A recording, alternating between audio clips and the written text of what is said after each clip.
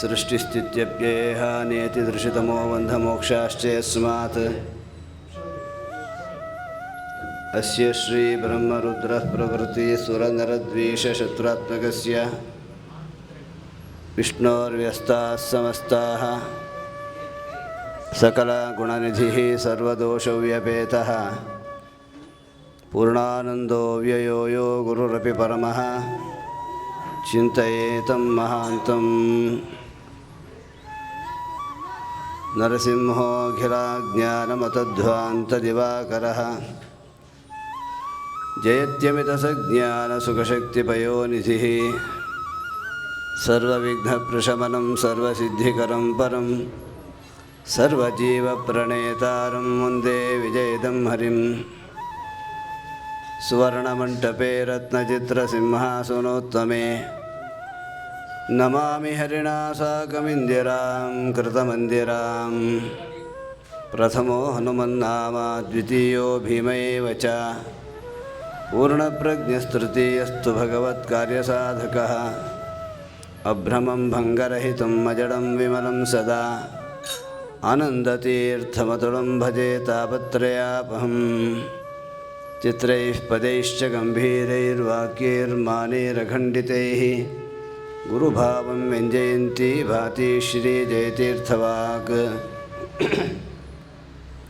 समुत्सार्यतमस्तोमं सन्मार्गं सम्प्रकाश्य च सदा विष्णुपदासक्तं सेवे ब्रह्मण्यभास्करं ज्ञानवैराग्यभक्त्यादिकल्याणगुणशालिनः लक्ष्मीनारायणमुनीन् वन्दे विद्यागुरून् मम अर्थिकल्पितकल्पोऽयं प्रत्यर्थिगजकेसरी व्यासतीर्थगुरुर्भूयात् अस्मदिष्टार्थसिद्धये भक्तानां मानसां भोजभानवे कामधेनवे नमतां कल्पतरवे जयीन्द्रगुरवे नमः तपोविद्याविरक्त्यादि सद्गुणौघाकरानहं वादिराजगुरून् वन्दे हयग्रीवदयाश्रयान् मूकोऽपि यत्प्रसादेन मुकुन्दशेनायते राजराजायते रिक्तो राघवेन्द्रं तमाश्रये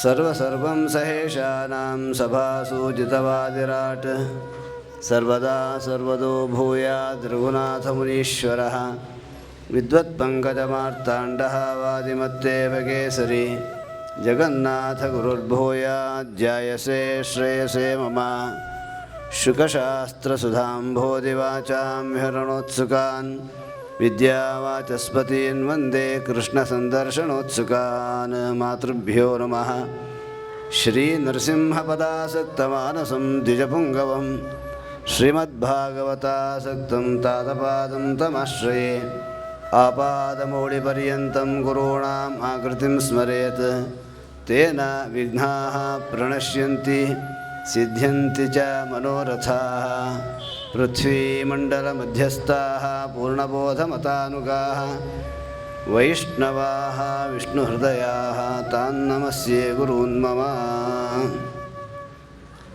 स्वस्त्यस्तु सतां समस्तसन्मङ्गलानि भवन्तु.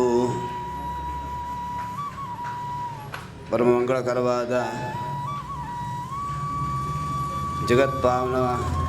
ಜಗತ್ಪಾವನಮೂರ್ತಿಯಾದ ಶ್ರೀಕೃಷ್ಣ ಪರಮಾತ್ಮನ ಮಂಗಳಕರವಾದ ಗುಣಪ್ರತಿಪಾದಕವಾದ ಶ್ರೀಮದ್ಭಾಗವತ ಶಾಸ್ತ್ರ ಸಕಲ ಜೀವರಾಶಿಗಳಿಗೆ ಅತ್ಯಂತ ಅವಶ್ಯಕ ಅಂತ ಸಕಲ ದೇವತೆಗಳು ಋಷಿಮುನಿಗಳು ಹಾಗೂ ಮಹಾಜ್ಞಾನಿಗಳ ಅಭಿಪ್ರಾಯ. ಎಲ್ಲದಕ್ಕಿಂತ ಮುಂಚೆ ನಮ್ಮ ಸ್ವಾಮಿಗೆ ಅತ್ಯಂತ ಸಮ್ಮತವಾದ ಸಕಲ ಜೀವರಾಶಿಗಳು ಈ ಭವಬಂಧವನ್ನು ಕಳಕೊಂಡು ಸುಖವಾಗಿ ಬಾಳಲಿ ಅನ್ನೋ ಉದ್ದೇಶದಿಂದಲೇ ಶ್ರೀಮದ್ ಭಾಗವತವನ್ನು ಜಗತ್ತಿಗೆ ಕೊಟ್ಟ ಪ್ರಭು ಶ್ರೀ ಬಾದರಾಯಣಮೂರ್ತಿ. ಅಂತಹ ಶ್ರೀಹರಿ ನಮಗೆ ಬೇಗ ಪ್ರಸನ್ನನಾಗಬೇಕಾದರೆ ಪ್ರಶ್ನೆ ಮಾಡ್ತಾರೆ ಜ್ಞಾನಿಗಳೆಲ್ಲ, ಶೌನಕಾದಿಗಳು. ಅದನ್ನು ಪ್ರಶಂಸೆ ಮಾಡ್ತಾರೆ ಸೂತಾಚಾರ್ಯರು.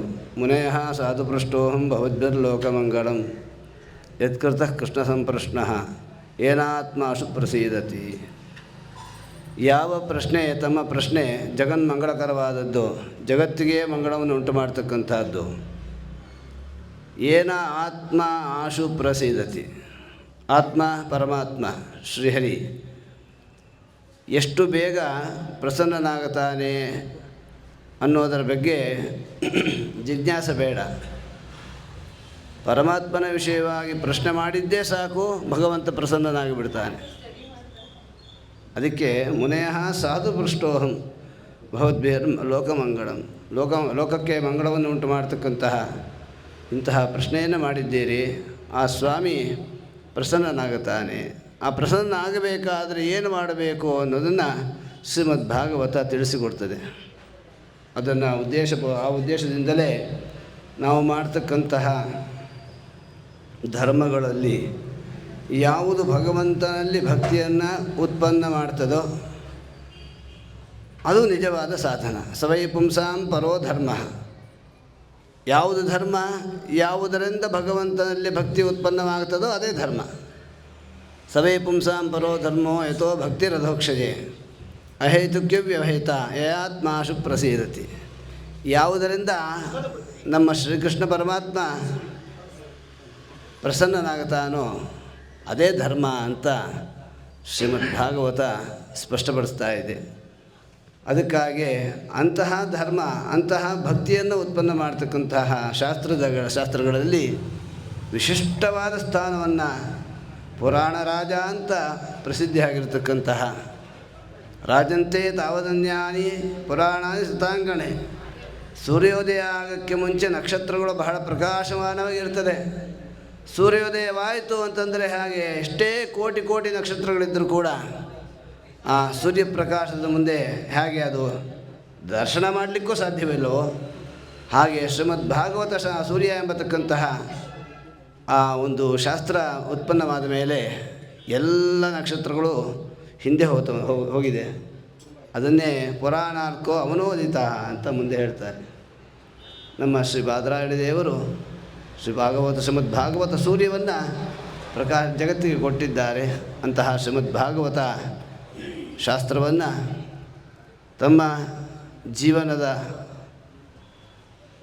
ಪ್ರಮುಖ ಅಂಗವಾಗಿ ಅದೇ ಸರ್ವಸ್ವ ಅಂತ ತಿಳಿದು ಧನ್ಯರಾದ ಮಹನೀಯರು ಈ ಉತ್ಸವದ ವಿಷಯರಾದಂತಹ ಶ್ರೀ ವಿದ್ಯಾ ವಾಚಸ್ಪತಿ ತೀರ್ಥ ಶ್ರೀಪಾದಂಗಳವರು, ಶ್ರೀ ವ್ಯಾಸರಾಜ ವಿದ್ಯಾ ಕರ್ನಾಟಕ ಸಿಂಹಾಸನಾಧೀಶ್ವರರಾದಂತಹ ಮಹಾಭಾಗವತೋತ್ತಮರು ಪೂರ್ವಾಶ್ರಮದಲ್ಲಿ ಅನೇಕ ಸಾವಿರಾರು ಸಪ್ತಾಹಗಳನ್ನು ಶ್ರೀಮದ್ ಭಾಗವತ ಸಪ್ತಾಹಗಳನ್ನು ಮಾಡಿ ಶ್ರೀಮದ್ ಭಾಗವತದಲ್ಲೇ ಸಕಲ ಸಚ್ಚಾಸ್ತ್ರಗಳನ್ನು ಸಮನ್ವಯ ಮಾಡಿ ಅದು ಪರಮ ಶ್ರೇಷ್ಠವಾದ ಶಾಸ್ತ್ರ ಅಂತ ತೋರಿಸಿಕೊಟ್ಟ ಮಹನೀಯರು. ಅದನ್ನು ಶ್ರವಣ ಮಾಡಿದ ಪ್ರತಿಯೊಬ್ಬ ಭಗವದ್ಭಕ್ತರು ಕೂಡ ಅದನ್ನು ಅನುಭವಿಸಿದ್ದಾರೆ. ಅಂತಹ ಶ್ರೀಮದ್ ಭಾಗವತವನ್ನು ಅವರ ಉತ್ಸವದ ಅಂಗವಾಗಿ ಶ್ರೀಮದ್ ಭಾಗವತ ಉತ್ಸವವನ್ನೇ ಏರ್ಪಾಡು ಮಾಡಿ ಅನೇಕ ಜ್ಞಾನಿಗಳ ಮೂಲಕ ಆ ಭಾಗವತ ಕುಸುಮವನ್ನು ಅವರ ಅಂತರ್ಯಾಮಿಯಾದ ಭಾರತೀಶರ ಅಂತರ್ಯಾಮಿಯಾದ ಭೈಷ್ಮಿ ಸತ್ಯ ಸಮೇತ ಶ್ರೀಮದ್ ಮೂಲಗೋಪಾಲಕೃಷ್ಣ ದೇವರಿಗೆ ಒಬ್ಬೊಬ್ಬ ಜ್ಞಾನಿಗಳ ಮೂಲಕ ಅರ್ಪಣೆ ಮಾಡ್ತಕ್ಕಂತಹ ಒಂದು ವಿಶಿಷ್ಟವಾದ ಪ್ರಯತ್ನವನ್ನು ಈ ಗುಂಬಳ್ಳಿ ಕುಟುಂಬ ಹಾಗೂ ಅನೇಕ ಭಗವದ್ಭಕ್ತರು ಗುರುಗಳ ಮೂಲಕ ಅರ್ಪಣೆ ಮಾಡಬೇಕು ಅಂತ ಸಂಕಲ್ಪ ಮಾಡಿದ್ದಾರೆ. ಅದರಂತೆ ಇವತ್ತಿನ ಈ ಪ್ರವಚನ ಮಾಲಿಕೆಯ ಒಂದು ಪ್ರವಚನವನ್ನು ನಡೆಸಿಕೊಳ್ಳಲಿಕ್ಕಾಗಿ ಮಧ್ವಶಾಸ್ತ್ರ ಸಂಪನ್ನರಾದ ಜಗನ್ನಾಥಾಚಾರ್ಯರು, ವಿದ್ವಾನ್ ಜಗನ್ನಾಥಾಚಾರ್ಯರು ಆಗಮಿಸಿದ್ದಾರೆ. ಅವರಿಂದ ಶ್ರೀಮದ್ ಭಾಗವತ ಶಾಸ್ತ್ರವನ್ನು ಶ್ರವಣ ಮಾಡಿ ನಾವು ಧನ್ಯರಾಗೋಣ ಅಂತ ಹೇಳ್ತಾ ಇವತ್ತಿನ ಕಾರ್ಯಕ್ರಮ ಪ್ರಾರಂಭ ಮಾಡಬೇಕು ಅಂತ ಕೇಳ್ಕೊತಾ ಇದ್ದೆ.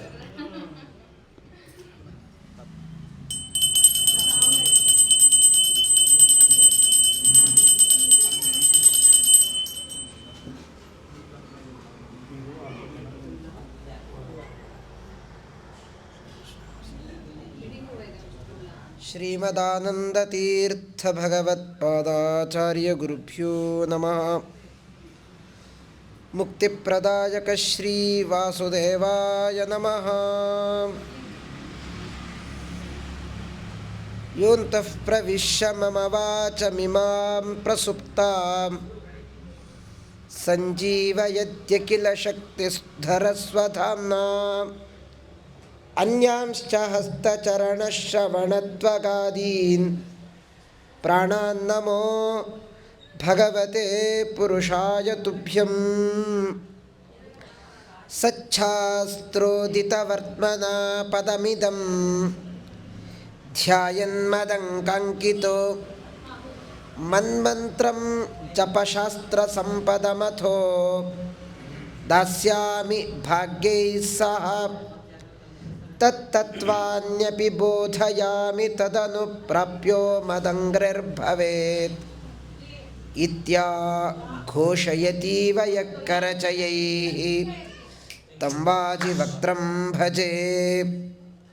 ಅಶೇಷವಾಗ್ಜಾಡ್ಯಮಲಾಪಹಂತ್ರಿ ನವಂ ನವಂ ಸ್ಪಷ್ಟಸುವಾಕ್ಪ್ರದಾಯಿನಿ ಮಮೇಹ ಚಿಕ್ವಾಗ್ರಸುರಂಗನರ್ತಕೀ ಭವಪ್ರಸನ್ನಾ ವದನೆ ಚ ಮೇ ಶ್ರೀಃ.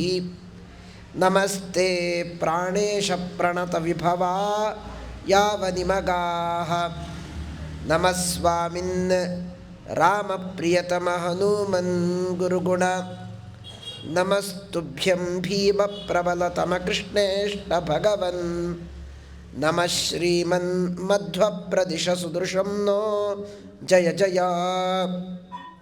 ಭವತಿ ಯದನುಭಾವಾತ್ ಏಡಮೂಕೋಪಿ ವಾಗ್ಮಿ ಜಡಮತಿರಪಿ ಜಂತುಃ ಜಾಯತೆ ಪ್ರಾಜ್ಞಮೌಲಿಃ ಸಕಲವಚನಚೇತೋ ದೇವತಾ ಭಾರತೀ ಸಾ ಮಮ ವಚಸಿ ನಿಧತ್ತಾಂ ಸನ್ನಿಧಿಂ ಮಾನಸೇ ಚ. ಶ್ರೀವ್ಯಾಸಯೋಗಿ ಹರಿಪಾದರಾಗಿ ಭಕ್ತಾದಿಪೂಗಿ ಹಿತದಕ್ಷ ಸದ್ಗೀ ತ್ಯಾಗಿ ವಿರಾಗಿ ವಿಷಯೇಶ್ವಭೋಗಿ ಮುಕ್ತೋ ಸದಾ ಗೀತ ಸುರೇಂದ್ರ ಸಂಗೀ. ಚಿತ್ತೇನಾಯುಕ್ತಮರ್ಥಂ ಕಲಯತಿ ಸಹಸಾ ನಾಭಿಧತ್ತೇದ ಸದ್ಭಿಃ ಸಾಕಂ ಮೀಮಾಂಸತೇವಾ ನ ಲಿಖತಿ ವಚಸೋದ್ಘಾಟಯತ್ಯಾಸಯಂ ಸ್ವಂ.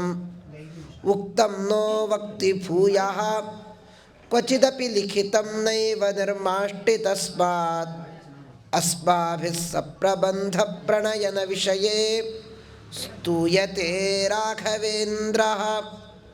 ಶ್ರೀಮತೋ ರಾಘವೇಂದ್ರಸ್ಯ ನಮಾಮಿ ಪದಪಂಕಜೆ ಕಾಮಿತಾಶೇಷಕಲ್ಯಾಣ ಕಲನಾ ಕಲ್ಪಪಾದಪೋ.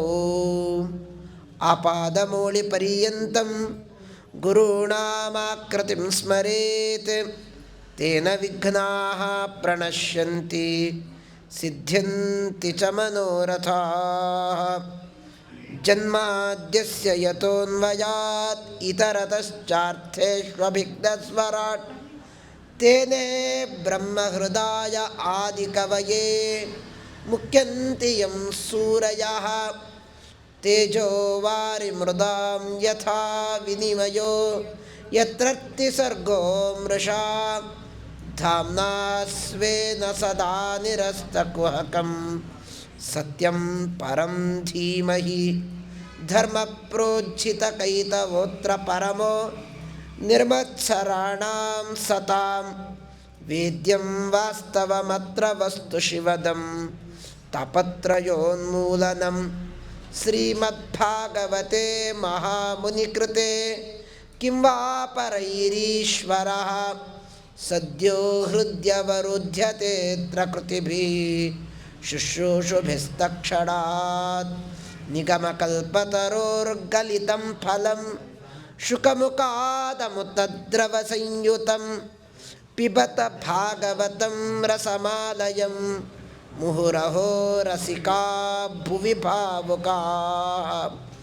ಯಂ ಪ್ರೌರಜन्तಮನುಪೇತಮಪೇತಕೃತ್ಯಂ ದ್ವೈಪಾಯನೋ ವಿರಹ ಕಾತರ ಆಜುಹಾವ. ಪುತ್ರೇತಿ ತನ್ಮಯತಯಾ ತರವೋಭಿನೇದುಃ तं ಸರ್ವಭೂತಹೃದಯಂ ಮುನಿಮಾನತೋಸ್ಮಿ. ಸೃಷ್ಟಿಸ್ಥಿತ್ಯಪ್ಯಹೇಯ ನಿಯತಿ ದೃಶಿತಮೋ ಬಂಧ ಮೋಕ್ಷಾಶ್ಚ ಯಸ್ಮಾತ್ ಅಸ್ಯ ಶ್ರೀ ಬ್ರಹ್ಮರುದ್ರ ಪ್ರಭೃತಿ ಸ್ವರ ನರ ದ್ವೇಷ ಶತ್ರಾಬ್ಧಕಸ್ಯ ವಿಷ್ಣೋರ್ವ್ಯಸ್ತಾತ್ ಸಮಸ್ತಾಃ ಸಕಲ ಗುಣನಿಧಿ ಸರ್ವದೋಷೋ ವ್ಯಪೇತಃ ಪೂರ್ಣಾನಂದೋ ವ್ಯಯೋ ಯೋ ಗುರುರಪಿ ಪರಮಃ ಚಿಂತಯೇತಂ ಮಹಾಂತಂ. ಸ್ವಸ್ತ್ಯಸ್ತು ಸತಾಂ ಅಶೇಷ ಸನ್ಮಂಗಳಾನಿ ಭವಂತು.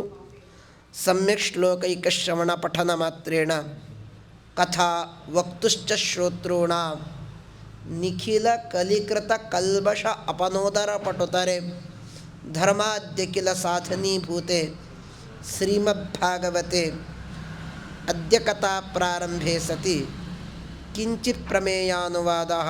ಹರಿ ಓಂ ಹರಿ ಓಂ ಹರಿ ಓಂ. ಹರಿವಾಯು ಗುರುಗಳಲ್ಲಿ ಭಕ್ತಿ ನತಿಗಳನ್ನು ಸಮರ್ಪಣೆಯನ್ನು ಮಾಡಿ ಈ ಜನ್ಮಶತಮಾನೋತ್ಸವದ ಮುಖ್ಯ ರೂವಾರಿಗಳು ಅದು ವಾಚಸ್ಪತಿ ತೀರ್ಥರು. ಅವರ ಬಗ್ಗೆ ನಾನು ಕಂಡ ಹಾಗೆ ಒಂದೆರಡು ಮಾತುಗಳನ್ನು ಆಡ್ತೇನೆ. ತುಂಬ ಅಪರೂಪದ ವಿಚಾರಗಳು. ಸನ್ಯಾಸಾಶ್ರಮವನ್ನು ತಗೊಂಡ ಮೇಲೆ ನಾನು ಓದಿದ್ದೆಲ್ಲ ಸಂಸ್ಕೃತ ಕಾಲೇಜಲ್ಲಿ. ಅದರಲ್ಲಿ ಇಂದಿರಮ್ಮ ಅಂತ ಒಬ್ಬರಿದ್ದರು.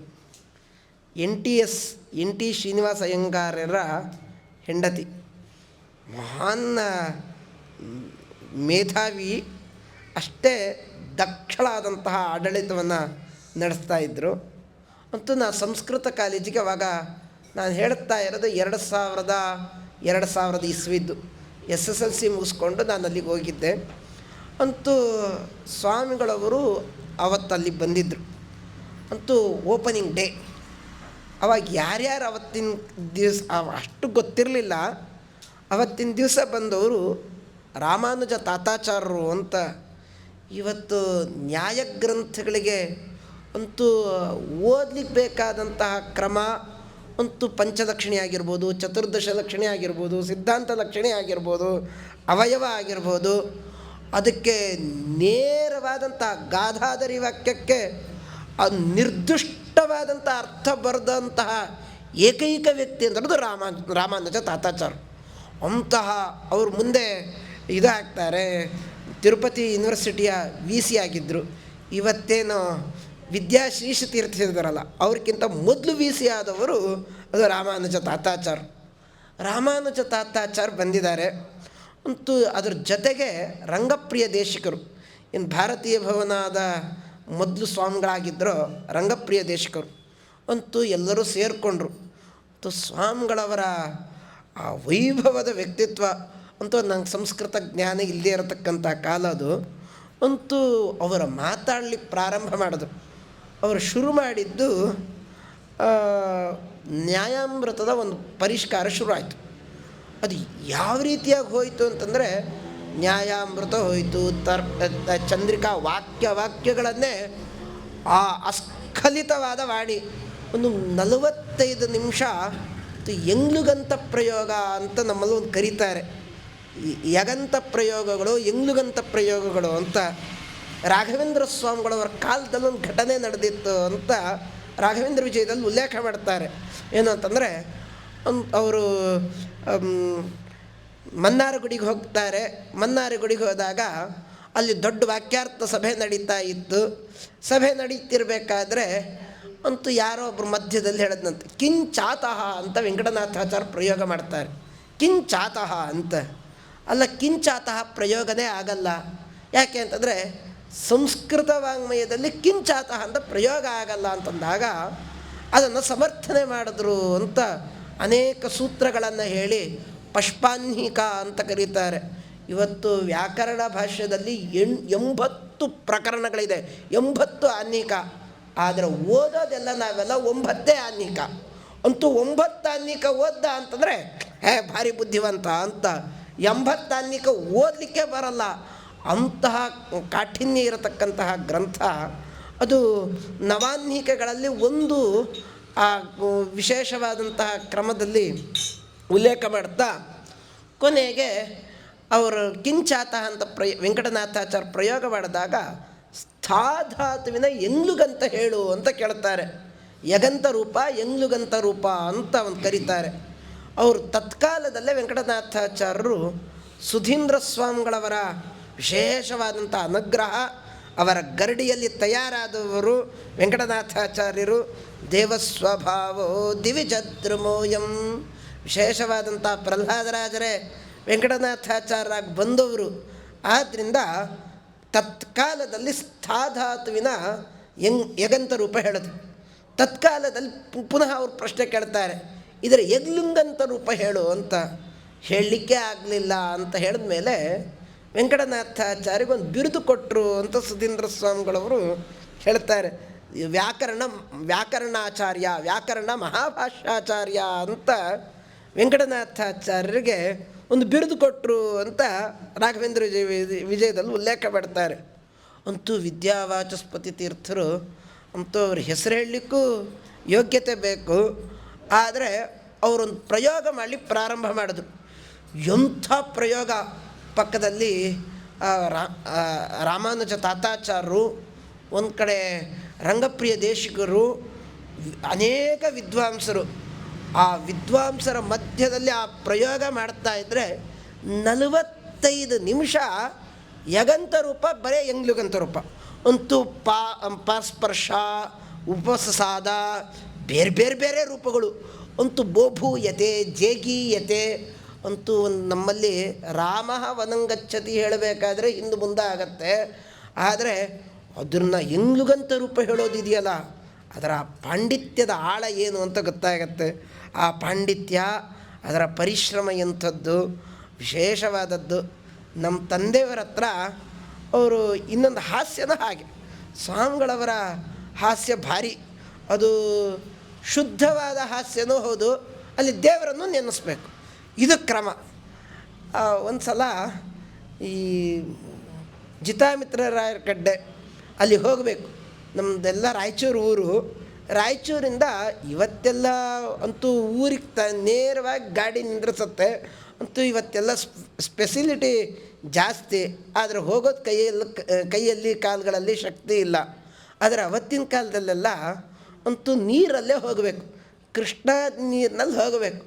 ಅದು ಅಮಾವಾಸ್ಯೆ ದಿವಸ ಎಲ್ಲ ಮುಗಿಸ್ಕೊಂಡು ಬರೋರು. ಆವಾಗ ಕೃಷ್ಣ ಬರ್ತಾ ಇದ್ದಾನೆ ಅಂತೂ ಕೃಷ್ಣ ಮೇಲೆ ಬಂದ, ಎಲ್ಲರ ಕುದುರೆಗೆ ನೀರು ಹತ್ತುತ್ತಾ ಇದೆಯೋ ಏನೋ ಅಂತ ವಿಚಾರ ಮಾಡಿರಿ ಅಂತ ಅದನ್ನು ಹಾಸ್ಯ ಮಾಡ್ತಾ ಅಂತೂ ಆಗಿನ ಅಲ್ಲೆಲ್ಲ ಹೇಳಿದ್ರು, ಕೃಷ್ಣ ಕುದುರೆ ನೀರು ಹತ್ತದಾಗ ಈಗೇನೋ ದಂಬೋಲಿ ತೀಕ್ಷಣ ಏನು ಹೇಳೋದು, ಯಾರ್ಯಾರ ಕುದುರೆ ಏನೇನಿದೆ ನೋಡ್ಕೊಳ್ರಿ ಅಂತ ಆ ರೀತಿಯಾಗಿ ಹಾಸ್ಯಗಳನ್ನು ಮಾಡ್ತಾ ಪರಮಾತ್ಮನನ್ನು ಅವಿಚ್ಛಿನ್ನವಾದಂತಹ ಸೇವೆಯನ್ನು ಮಾಡಿದವರು. ಭಾಗವತದ ಸಮಗ್ರವಾದಂತಹ ರಸಪಾನವನ್ನು ಮಾಡಬೇಕಾದ್ರೆ ಅವರ ಸಾಮರ್ಥ್ಯ ಅಮೃತ ದ್ರವ ಸಂಯುತಂ ಅಂತ ಏನು ಭಾಗವತ ಉಲ್ಲೇಖ ಮಾಡುತ್ತೆ, ಅಂತಹ ರಸಪಾನವನ್ನು ಮಾಡಿದವರು ಸ್ವಾಮಿಗಳವರು.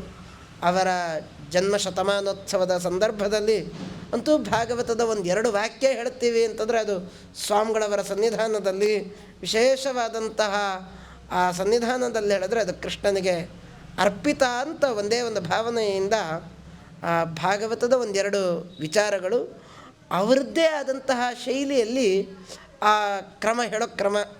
ಅಂತೂ ಅದರಲ್ಲಿ ಪಂಚಮ ಸ್ಕಂದ ಭಾಗವತ ಆಗಿರ್ಬೋದು, ಬೇರೆ ಬೇರೆ ಸ್ಕಂದ ಅಂತೂ ಆ ವಾಕ್ಯಗಳನ್ನು ಹೇಳ್ತಿದ್ರೆ ಆನಂದ. ಆ ಶಬ್ದಗಳಲ್ಲಿ ಒಂದು ಸ್ವಾರಸ್ಯ. ಅವರ ಭಾಗವತ ಇವತ್ತೆಲ್ಲ ಪ್ರಿಂಟೆಡ್ ಪುಸ್ತಕಗಳು ಬಂದಿದೆ, ಕನ್ನಡ ಪುಸ್ತಕಗಳು ಬಂದಿದೆ. ಬೇಕಿದ್ರೆ ಯಾವ ಅನುವಾದ ಬೇಕಾದರೂ ಸಿಗತ್ತೆ ಭಾಗವತ. ಆಗಿನ ಕಾಲದಲ್ಲಿ ಹಸ್ತಪ್ರತಿಗಳನ್ನು ನೋಡಿ ಅಧ್ಯಯನ ಮಾಡಿ ಎಂಥ ಪರಿಶ್ರಮ. ಅಂತೂ ರಾಮಾನುಜ ತಾತಾಚಾರ ಅವತ್ತು ಹೇಳಿದ್ದು ಇನ್ನೂ ನನಗೆ ಜ್ಞಾಪಕ ಇದೆ. ಅವತ್ತು ಆದಮೇಲೆ ತರ್ಕತಾಂಡವದ ವಿಚಾರವನ್ನು, ನ್ಯಾಯಾಮೃತ ವಿಚಾರವನ್ನೆಲ್ಲ ಹೇಳಿ ಕೊನೆಗೆ ಭಾಗವತದಲ್ಲಿ ಸಮನ್ವಯ. ಅಂತೂ ನ್ಯಾಯಾಮೃತೆಯಲ್ಲಿ, ತರ್ಕತಾಂಡವೆಯಲ್ಲಿ, ಚಂದ್ರಿಕಾಯಲ್ಲಿ ಅದನ್ನು ಭಾಗವತದಲ್ಲಿ ಕೊನೆಗೆ ಸಮನ್ವಯ ಮಾಡಿ 45 ನಿಮಿಷ ಮಾತಾಡಿದ ಮೇಲೆ ತಮಿಳಲ್ಲಿ ಮಾಡಲಿಕ್ಕೆ ಪ್ರಾರಂಭ ಮಾಡಿದ್ರು. 45 ನಿಮಿಷ ಇಡೀ ಸಮಗ್ರವಾಗಿ ಎಂಗ್ಲುಗಂತ ಪ್ರಯೋಗಗಳನ್ನೆಲ್ಲ ಮಾಡಿ ಕೊನೆಗೆ ತಮಿಳ ಮಾತಾಡಿದ್ರೆ ಅದರಲ್ಲೂ ಅಷ್ಟೇ ವಾಕ್ಯಗಳ ಹಿಡಿತ ಅದನ್ನು ಸಾಧನೆ ಮಾಡಿದವರು. ಮತ್ತು ಇದು ಈ ಜನ್ಮದಲ್ಲಿ ಅಧ್ಯಯನ ಮಾಡಿದ್ದಲ್ಲ, ಜನ್ಮಾಂತರದಲ್ಲಿ ಅಧ್ಯಯನ ಮಾಡಿದರೆ ಮಾತ್ರ ಇದು ಸಾಧ್ಯ ಅಂತ ಅದು ಭಗವಂತನ ವಿಶೇಷವಾದಂಥ ಅನುಗ್ರಹ. ಆ ವ್ಯಾಸರಾಜ ಗುರು ಸಾರ್ವಭೌಮರ ಪೀಠದಲ್ಲಿ ಅಧಿಷ್ಠಿತರಾಗಿ ಭಗವಂತನನ್ನು ಆರಾಧನೆಯನ್ನು ಮಾಡಿದವರು. ಅಷ್ಟೇ ಅಲ್ಲ, ಗೋಪಾಲಕೃಷ್ಣ ದೇವರನ್ನು, ಮೂಲ ಗೋಪಾಲಕೃಷ್ಣ ದೇವರನ್ನು, ಪಟ್ಟಾಭಿರಾಮ ದೇವರನ್ನು, ವ್ಯಾಸಮುಷ್ಟಿಗಳನ್ನು ಅದನ್ನು ಆರಾಧನೆಯನ್ನು ಮಾಡಿ ವಿಶೇಷವಾಗಿ ಭಗವಂತನ ಅನುಗ್ರಹವನ್ನು ಪಡೆದವರು ನಮ್ಮ ವಾಚಸ್ಪತಿ ತೀರ್ಥರು. ಅಂತೂ ಮನಸ್ಸಿಗೆ ಏನಾದರೂ ದುಃಖ ಆದಾಗ ಒಂದು ಸಲ ಅವ್ರ ಕ್ಯಾಸೆಟ್ ಕೇಳಿದ್ರೆ ಸಾಕು, ಅಂತೂ ಮನಸ್ಸಿನಲ್ಲಿ ಏನೋ ಒಂದು ಲವಲವಿಕೆ ಚುಮ್ಮಿ. ಇವತ್ತು ಯಾರು ಬೇಕಾದರೂ ಭಾಗವತ ಸಪ್ತಾಹ ಮಾಡ್ಬೋದು, ಆದರೆ ಅವ್ರ ಕಾಲದಲ್ಲಿ ಮಾತ್ರ ಆ ಭಾಗವತ ಸಪ್ತಾಹ ಪದಗಳು, ಅದರ ಅರ್ಥ, ಇವತ್ತು ಪದ ವಿಭಾಗ ಮಾಡಿರ್ತಕ್ಕಂಥ ಪುಸ್ತಕ ಸಿಗತ್ತೆ, ಅಂತೂ ಅನ್ವಯ ಮಾಡಿರೋ ಪುಸ್ತಕನೂ ಸಿಗತ್ತೆ. ಯಾವ ಇಲ್ಲದೆ ಇರತಕ್ಕಂಥ ಕಾಲದಲ್ಲಿ ಅದನ್ನು ಭಾಗವತೆ ವಿದ್ವತ್ ಪರೀಕ್ಷಾ ಅಂತ, ವಿದ್ವತ್ ಪರೀಕ್ಷೆಯಾದಂಥದ್ದು ಭಾಗವತ ಗ್ರಂಥ. ಅಂತೂ ಏನು ಭಾಗವತ ಅಂತಾರೆ. ಅಂತೂ ಭಾಗವತದ ಒಂದೆರಡು ಕಾಠಿಣ್ಯವನ್ನು ಕೂಡ ಅಲ್ಲಲ್ಲಿ ಉಲ್ಲೇಖಗಳನ್ನು ಮಾಡ್ತಾ ಆ ತಾತಾಚಾರ ಕೊನೆಗೆ ಒಂದು ಮಾತು ಹೇಳಿದ್ರು. ಅಂತೂ ನಾವೆಲ್ಲ ಭಾಗವತ ಅಂತೂ ನ್ಯಾಯಾಮೃತ ನೋಡಿದ್ದೀವಿ. ಅವ್ರ ಮುಂದೆ ತರ್ಕತಾಂಡವಕ್ಕೆ ಒಂದು ಖಂಡನೆ ಬರಿಬೇಕಾದ್ರೆ ಅಂತೂ ಈ ಪದಗಳನ್ನೆಲ್ಲ ನಾನು ಇಟ್ಕೊತೀನಿ ಅಂತ ತಾತಾಚಾರ್ಯ ಹೇಳಿದರು. ಅವತ್ತು ಕೊನೇ ದಿವಸ ಅವ್ರು ಹೇಳುವ ಮಾತು, ತಾತಾಚಾರ್ಯರು ಅವರು ಇಡೀ ತರ್ಕತಾಂಡವಕ್ಕೆ ಒಂದಿಷ್ಟು ಭಾಗದಲ್ಲಿ, ಅದು ಸಮವಾಯ ಭಾಗ, ನಿರ್ವಿಕಲ್ಪ ಜ್ಞಾನದ ಬಗ್ಗೆ ಒಂದು ಖಂಡನೆಗಳನ್ನು ಬರೀತಾರೆ. ಇವತ್ತಿಗೂ ಅದು ಬರೆದಿದ್ದೆಲ್ಲ ಪುಸ್ತಕಗಳೆಲ್ಲ ಇದೆ. ಅಂದರೆ ನೈಯಾಯಿಕರ ಪ್ರಕಾರ ಸಮವಾಯವನ್ನು ಸಮರ್ಥನೆ ಮಾಡ್ತಾರೆ. ಅಂತೂ ದ್ರವ್ಯಯೋರೇವ ಸಮವಾಯ, ಗುಣಗುಣಿನೋ ಸಮವಾಯ, ಜಾತಿ ವ್ಯಕ್ತಿಯೋ ಸಮವಾಯ ಅಂತ ಸಮವಾಯವನ್ನು ಸಮರ್ಥನೆ. ಅದನ್ನು ಶ್ರೀಮದಾಚಾರ್ಯರು ಸಮವಾಯ ಅಭ್ಯುವಾಚ ಸಾಮ್ಯಾದ ಅನವಸ್ಥಿತೇ ಅಂತ ವೇದವ್ಯಾಸ ದೇವರ ಸೂತ್ರ. ಆ ಸೂತ್ರಕ್ಕೆ ಭಾಷ್ಯನೂ ಇದೆ. ಅದಕ್ಕೆ ಭಾಷ್ಯದೀಪಿಕಾಚಾರ್ಯರ ಅದ್ಭುತವಾದಂಥ ಭಾಷ್ಯದೀಪಿಕಾ ಇದೆ. ಅದನ್ನೆಲ್ಲ ಅದ್ರ ಮೇಲೆ ಸಮವಾಯ ನಿರಾಕರಣೆ ಅಂತ ಒಂದು ಪ್ರಕರಣ ಇದೆ. ಆ ಪ್ರಕರಣಗಳಿಗೆಲ್ಲ ಒಂದು ಮಾರ್ಮಿಕವಾದ ಉತ್ತರವನ್ನು ವಿದ್ಯಾವಾಚಸ್ಪತಿ ತೀರ್ಥರು ಕೊಟ್ಟಿದ್ದರು. ಅವತ್ತು ಒಂದು ಮಾತು ಹೇಳಿದ್ರು, ಇದನ್ನೆಲ್ಲ ನಾನು ಸಂಗ್ರಹ ಮಾಡಿಕೊಂಡು ಇದ್ರ ಮೇಲೊಂದು ಕೋಟಿಕ್ರಮ ಬರಿತೀನಿ ಅಂತ. ಅದು ಅಂತೂ ಆ ಜ್ಞಾನದ ಮಟ್ಟ, ಜ್ಞಾನ ಇದ್ದರೆ ಪರಮಾಪ್ತ ಒಲಿತಾನೆ ಎಂಬುದಕ್ಕೆ ಅದು ಸಾಕ್ಷಿ ಯಾರು ಅಂತಂದರೆ ಅಂತೂ ವೇದವ್ಯಾಸದ ವಾದರಾಜ ಸ್ವಾಮಿಗಳವರು, ವ್ಯಾಸರಾಜರು ಇದು ಬೇಕಾಗಿಲ್ಲ. ಅಂತೂ ಇವತ್ತಿನ ಜ್ಞಾನಿ ಪ್ರಿಯತಮಕ್ಕೆ ಸಾಕ್ಷಿ ಯಾರು ಅಂತಂದರೆ ಅದು ವಾಚಸ್ಪತಿ ತೀರ್ಥರು. ಅಂತಹ ಮಹಾನುಭಾವರು ವಾಚಸ್ಪತಿ ತೀರ್ಥ ಶ್ರೀಪಾದಂಗಳವರು. ಅವರ ನಿಜವಾಗಲೂ ಹೆಸರು ಅವರು ವಾಚಸ್ಪತಿಗಳು ಅಂತಂದರೆ ಆ ತಕ್ಕ ಹಾಗೆ ವಾಚಸ್ಪತಿಗಳಾಗಿದ್ದು. ಅಂತೂ ಪದಗಳನ್ನು ಹೇಳೋದಾ ಅದರಲ್ಲೂ ರೆಡಿ, ಅಥವಾ ಇನ್ನೇನಾದರೂ ಒಂದು ಸಲ ಹಾಸ್ಯನೂ ಹಾಗೆ. ಅಂತೂ ಮಠಗಳಲ್ಲಿರತಕ್ಕಂತಹ ಸಾಮರಸ್ಯದ ಬಗ್ಗೆ ನಮ್ಮ ತಾತವ್ರ ಹತ್ರ ಮಾತಾಡ್ತಿದ್ರು. ನಮ್ಮ ತಾತವರು ಪ್ರಿನ್ಸಿಪಾಲ್ ರಾಯಚೂರಲ್ಲಿ LVD ಕಾಲೇಜಲ್ಲಿ ಪ್ರಿನ್ಸಿಪಾಲ್ರಾಗಿದ್ದರು. ಅಂತೂ ಒಂದು ಸಲ ಅಂತೂ ಬೇರೆ ಮಠಗಳು ಸಮ್ಮೇಳನ ಆಗ್ತಿತ್ತು ನವೃಂದಾವನ ಸ್ಥಳದಲ್ಲಿ. ಅಂತೂ ಅವರು ಒಂದು ಹಾಸ್ಯ ಮಾಡೋರಂತೆ. ಅಂತೂ ಸೂರ್ಯಚಂದ್ರರು ಕೂಡ್ತಾ ಇದ್ದಾರೆ ಅಂತ. ಅಂತೂ ಸೂರ್ಯಚಂದ್ರ ಕೂಡೋದು ಯಾವಾಗ ಅಂತಂದ್ರೆ ಅಮಾವಾಸ್ಯೆ. ಆದರೆ ಅಂತೂ ಸೂರ್ಯಚಂದ್ರ ಕೂಡಿದ್ರೆ ಏನಾಗಲಿಕ್ಕಿಲ್ಲ ಅಂತ, ಅದು ಕತ್ಲೆಗೆ ಜಾಸ್ತಿ ಅಂತ ಆ ಹಾಸ್ಯವನ್ನು ಮಾಡಿಕೊಂಡು ಜಯತೀರ್ಥಾಚಾರ್ಯರಿದ್ದಾಗಲೂ ಹಾಗೆ ಕ್ರಮ. ಅಂತೂ ಅದೇ ಥರದ ಪೀಠಾಧಿಷ್ಠಿತರಾದಾಗ ಆ ಗೋಪಾಲಕೃಷ್ಣ ದೇವರ, ಪಟ್ಟಾಭಿರಾಮ ದೇವರ ಸ್ಪರ್ಶದಿಂದ ಆ ವಾಕ್ಶಕ್ತಿ ಇನ್ನೊಂದಿಷ್ಟು ಅಭಿವೃದ್ಧಿಯಾಗಿತ್ತು. ಅಂತಹ ಅದ್ಭುತವಾದಂತಹ ಅವರ ಭಾಗವತ ಕೇಳುತ್ತಿದ್ದರೆ ಅಂತೂ ವಿದ್ವಾಂಸರ ಮುಂದೆ ಅವ್ರು ಹೇಳೋ ಭಾಗವತನೇ ಬೇರೆ, ಅಂತೂ ಜನರ ಮುಂದೆ ಆಡುವ ಭಾಗವತನೇ ಬೇರೆ. ಅದರಲ್ಲಿ ಆ ಶಬ್ದಗಳು, ಆ ಶಬ್ದ ಸ್ವಾರಸ್ಯ, ವ್ಯಾಖ್ಯಾನಗಳಲ್ಲಿರತಕ್ಕಂಥ ಅನೇಕ ಪ್ರಮೇಯಗಳನ್ನು ಹೇಳೋ ಕ್ರಮ, ತಾತ ರಾಮಾನುಜಾಚಾರ್ಯರು ನಿಮ್ಮದು ಮಾತಾಡಿದ್ಮೇಲೆ ನಾವು ಯಾರೂ ಮಾತಾಡಲ್ಲ ಅಂತ ಮೈಕ್ ನಿಂದ್ರಿಸ್ರು ಅವತ್ತಿನ ದಿವಸ. ದೊಡ್ಡ ವಿದ್ವಾಂಸರು. ಅಂತೂ ನೀವೆಲ್ಲ ಮಾತಾಡಿದ್ದೀರಿ, ನಿಮ್ಮ ಮುಂದೆ ಮಾತಾಡಿದ್ರೆ ಅದು ನಮ್ಮದು ಅಸ್ವಾರಸ್ಯ ಆಗತ್ತೆ. ಅಂತೂ ಅವರ ಪ್ರವಚನವನ್ನು ಕೇಳಿರ್ತಕ್ಕಂತಹ ಅವ್ರ ಮುಂದೆ ಭಾಗವತ ಹೇಳ್ತೀವಿ ಅಂತಂದರೆ ಅದು ಅಸ್ವಾರಸ್ಯನೇನೆ. ಆದರೂ ಮನೋವಿಶುದ್ಧೇಶ್ಚರಿತ ಅನುವಾದ ಅಂತ ಅವರ ವಿಶೇಷವಾದ ಸ್ಮರಣೆಯನ್ನು ಮಾಡ್ತಾ ಭಾಗವತದ ಒಂದೆರಡು ವಿಚಾರಗಳಲ್ಲಿ ನನ್ನದೇ ಆದಂತಹ ರೀತಿಯಲ್ಲಿ ಭಾಗವತವನ್ನು ಅನುವಾದ ಮಾಡಲಿಕ್ಕೆ ಪ್ರಯತ್ನವನ್ನು ಮಾಡ್ತೇನೆ. ಭಾಗವತ ವೇದವ್ಯಾಸ ದೇವರಿಗೆ ತೃಪ್ತಿಯನ್ನು ತಂದುಕೊಟ್ಟಿರ್ತಕ್ಕಂಥ ಗ್ರಂಥ. ವೇದವ್ಯಾಸ ದೇವರು ಎಲ್ಲ ಗ್ರಂಥಗಳನ್ನು ರಚನೆ ಮಾಡಿದ್ರು. ಗ್ರಂಥ ರಚನೆ ಆದಮೇಲೆ ಶಮ್ಯಾಪ್ರಾಸಕ್ಕೆ ಬರ್ತಾರೆ. ಶಮ್ಯಾಪ್ರಾಸದಲ್ಲಿ ಅಸ್ತ್ವೇವ ಮೇ ಸರ್ವಮಿದಂ ತ್ವಯೋಕ್ತಂ ತಥಾಪಿ ನಾತ್ಮಾ ಪರಿತುಷ್ಯತೆ ಮೇ ತನ್ಮೂಲಮವ್ಯಕ್ತಮಗಾಧಬೋಧಂ ಪೃಚ್ಛಾಮಹೇ ತ್ವಾತ್ಮಭವಾತ್ಮಭೂತಂ ಅತೋಂ ಭವಾಂ ಮೋಘದೃಕ್ ಶುಚಿಶ್ರವಾ ಸತ್ಯರಥೋ ಧೃತೋ ವ್ರತಃ ಉರುಕ್ರಮಸ್ಯಾಕಿಲ ಧರ್ಮಗುಪ್ತಯೇ ಸಮಾಧಿನಾನುಸ್ಮರಯದ್ವಿಚೇಷ್ಟಿತಂ. ಭಾಗವತ ಉಲ್ಲೇಖ ಮಾಡಬೇಕಾದ್ರೆ ಶಮ್ಯಾಪ್ರಾಸದಲ್ಲಿ ನಾರದರು ಬರ್ತಾರೆ. ನಾರದರು ಬಂದಾಗ ನಾರದರಿಗೆ ಅನುಗ್ರಹವನ್ನು ಮಾಡಬೇಕು. ನಾರದರು ಮಾತ್ರ ಅನುಗ್ರಹ ಅಲ್ಲ, ಇಡೀ ಜೀವ ಸಂಕೋಲಗಳನ್ನೇ ಅನುಗ್ರಹ ಮಾಡಬೇಕು ಅಂತ ಒಂದೇ ಉದ್ದೇಶದಿಂದ ಸಮಾಧಿನಾನುಸ್ಮರ ಯದ್ವಿಚೇಷ್ಟಿತಂ. ಸಮಾಧಿ ಭಾಷೆಯಲ್ಲಿ ಅವರ ಏನು ಒಳಗಿರತಕ್ಕಂತಹ ಜ್ಞಾನ, ವ್ಯಾಸರ ಅಂತಃಕರಣದಲ್ಲಿರ್ತಕ್ಕಂತಹ ಜ್ಞಾನ, ವ್ಯಾಸರ ಹೃದಯದಲ್ಲಿರ್ತಕ್ಕಂತಹ ಜ್ಞಾನವನ್ನು ಶಬ್ದ ಮುಖಾಂತರ ಹೊರಗಾಕಿರತಕ್ಕಂತಹ ಅದ್ಭುತವಾದಂತಹ ಗ್ರಂಥ ಅದು ಶ್ರೀಮದ್ ಭಾಗವತಾಮೃತ. ಅಷ್ಟೇವ ಮೇ ಸರ್ವಮಿದಂ ತಯೋಕ್ತಂ. ಅಂತೂ ಎಲ್ಲೆಲ್ಲ ಪುರಾಣಗಳನ್ನಾಗಲೇ ಈಗಾಗಲೇ ಹೇಳಾಗಿದೆ. ಎಲ್ಲ ಹೇಳಿದರೂ ಕೂಡ ಭಾಗವತ ಮಾತ್ರ ವೇದವ್ಯಾಸ ದೇವರಿಗೆ ತೃಪ್ತಿ ತರಬೇಕಾದ್ರೆ ಎಂಥ ಅದ್ಭುತವಾದಂಥದ್ದು. ಅಂತೂ ಮನುಷ್ಯರು ಹೋದರೆ ತೃಪ್ತಿ ಆಗಲ್ಲ ಅಂತ ಏನು ಹೇಳೋಣ ಅಂತ ಅಂತೂ ಮಾತನ್ನು ಮಾದನೂರಿನ ವಿಷ್ಣುತೀರ್ಥರು ಅದರಲ್ಲಿ ವ್ಯಾಖ್ಯಾನ ಮಾಡಬೇಕಾದ್ರೆ ಹೇಳ್ತಾರೆ, ಮನುಷ್ಯರು ಹೋದರೆ ತೃಪ್ತಿ ಆಗಲ್ಲ ಅಂತ ಏನು ಹೇಳೋಣ. ಅಂತೂ ವೇದವ್ಯಾಸ ದೇವರಿಗೆ ಸಾಕ್ಷಾತ್ ಜಗದೊಡೆಯ ಇಡೀ 14 ಲೋಕವನ್ನು ತನ್ನ ನಿಯಮನವನ್ನು ಮಾಡತಕ್ಕಂತಹ ಪರಮಾತ್ಮನಿಗೆ ತೃಪ್ತಿಯನ್ನು ತಂದಿರತಕ್ಕಂಥ ಗ್ರಂಥ ಶ್ರೀಮದ್ ಭಾಗವತ. ಆ ಭಾಗವತ ಅಮೃತವನ್ನು ಕೇಳಿದ್ರೆ ಯಾಕೆ ತೃಪ್ತಿ ಆಗಲ್ಲ ಅಂತ ಹೇಳ್ತಾ, ಅಂತಹ ತೃಪ್ತಿಯನ್ನು ತರಬೇಕಾದ್ರೆ ಅದರಲ್ಲಿ ಆತ್ಮಸಮರ್ಪಣ ಅಂತ ಪ್ರಹ್ಲಾದರಾಜರು ಹೇಳಬೇಕಾದ್ರೆ ನವವಿಧವಾದಂಥ ಭಕ್ತಿಯನ್ನು ಹೇಳ್ತಾರೆ. ಸ್ಮರಣಂ ಅಂತ, ಕೀರ್ತನಂ ಅಂತ ಹೇಳಿ ಕೊನೆಗೆ ಆತ್ಮಸಮರ್ಪಣ ಅಂತ ಒಂದು ಸಮರ್ಪಣ. ಆತ್ಮಸಮರ್ಪಣ ಅಂದರೆ ಏನು ಅಂತಂದರೆ ತಮ್ಮನ್ನೇ ಸಮರ್ಪಣೆ ಮಾಡಬೇಕು.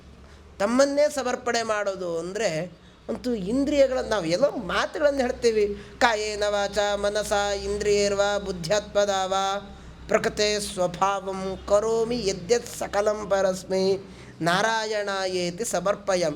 ಅಂತೂ ಶಬ್ದಾಡಂಬರ ನಮ್ಮದೆಲ್ಲ. ಆದರೆ ಆ ಶಬ್ದಾಡಂಬರ ಬಿಟ್ಟು ಉಪಾಸನೆಗೆ ಬರಬೇಕು. ಆ ಉಪಾಸನೆಗೆ ತೋರಿಸಿರತಕ್ಕಂಥ ಅದ್ಭುತವಾದಂತಹ ಸ್ಕಂದ ಅಂತಂದರೆ ಅದು ಅಷ್ಟಮ ಸ್ಕಂದ. ಇಡೀ ಆತ್ಮಸಮರ್ಪಣೆ, ಅಲ್ಲಿರತಕ್ಕಂಥ ಆಖ್ಯಾನ ಆಗಿರ್ಬೋದು, ಅಲ್ಲಿರತಕ್ಕಂತಹ ಕಥೆಗಳಾಗಿರ್ಬೋದು, ಅವು ಎಲ್ಲವೂ ಕೂಡ ಭಗವಂತನಿಗೆ ತಮ್ಮನ್ನು ಸಮರ್ಪಣೆ ಮಾಡಿರ್ತಕ್ಕಂತಹ ಆ ಸ್ಕಂದ ಅಷ್ಟಮಸ್ಕಂದ. ಅಷ್ಟಮಸ್ಕಂದದ ಪ್ರಾರಂಭದಲ್ಲಿ ಶುರುವಾಗೋದೇ ಮನ್ವಂತರ ಆದಿಚರಿತಂ. ಒಂದು ಪುರಾಣ ಅಂತ ಆಗಬೇಕು ಅಂತಾದರೆ ಮನ್ವಂತರಾದಿಗಳ ಚರಿತ್ರೆ ಇರಬೇಕು.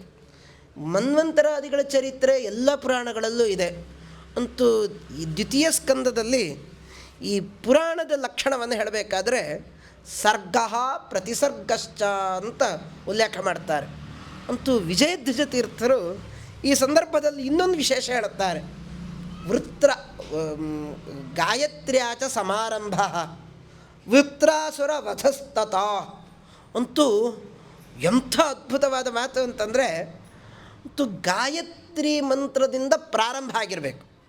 ವೃತ್ರಾಸುರ ವೃತ್ರಾಸುರನ ವಧೆ ಇರಬೇಕು. ಎಲ್ಲ ಪುರಾಣಗಳಲ್ಲೂ ವೃತ್ರಾಸುರನ ವಧೆ ಇಲ್ಲ.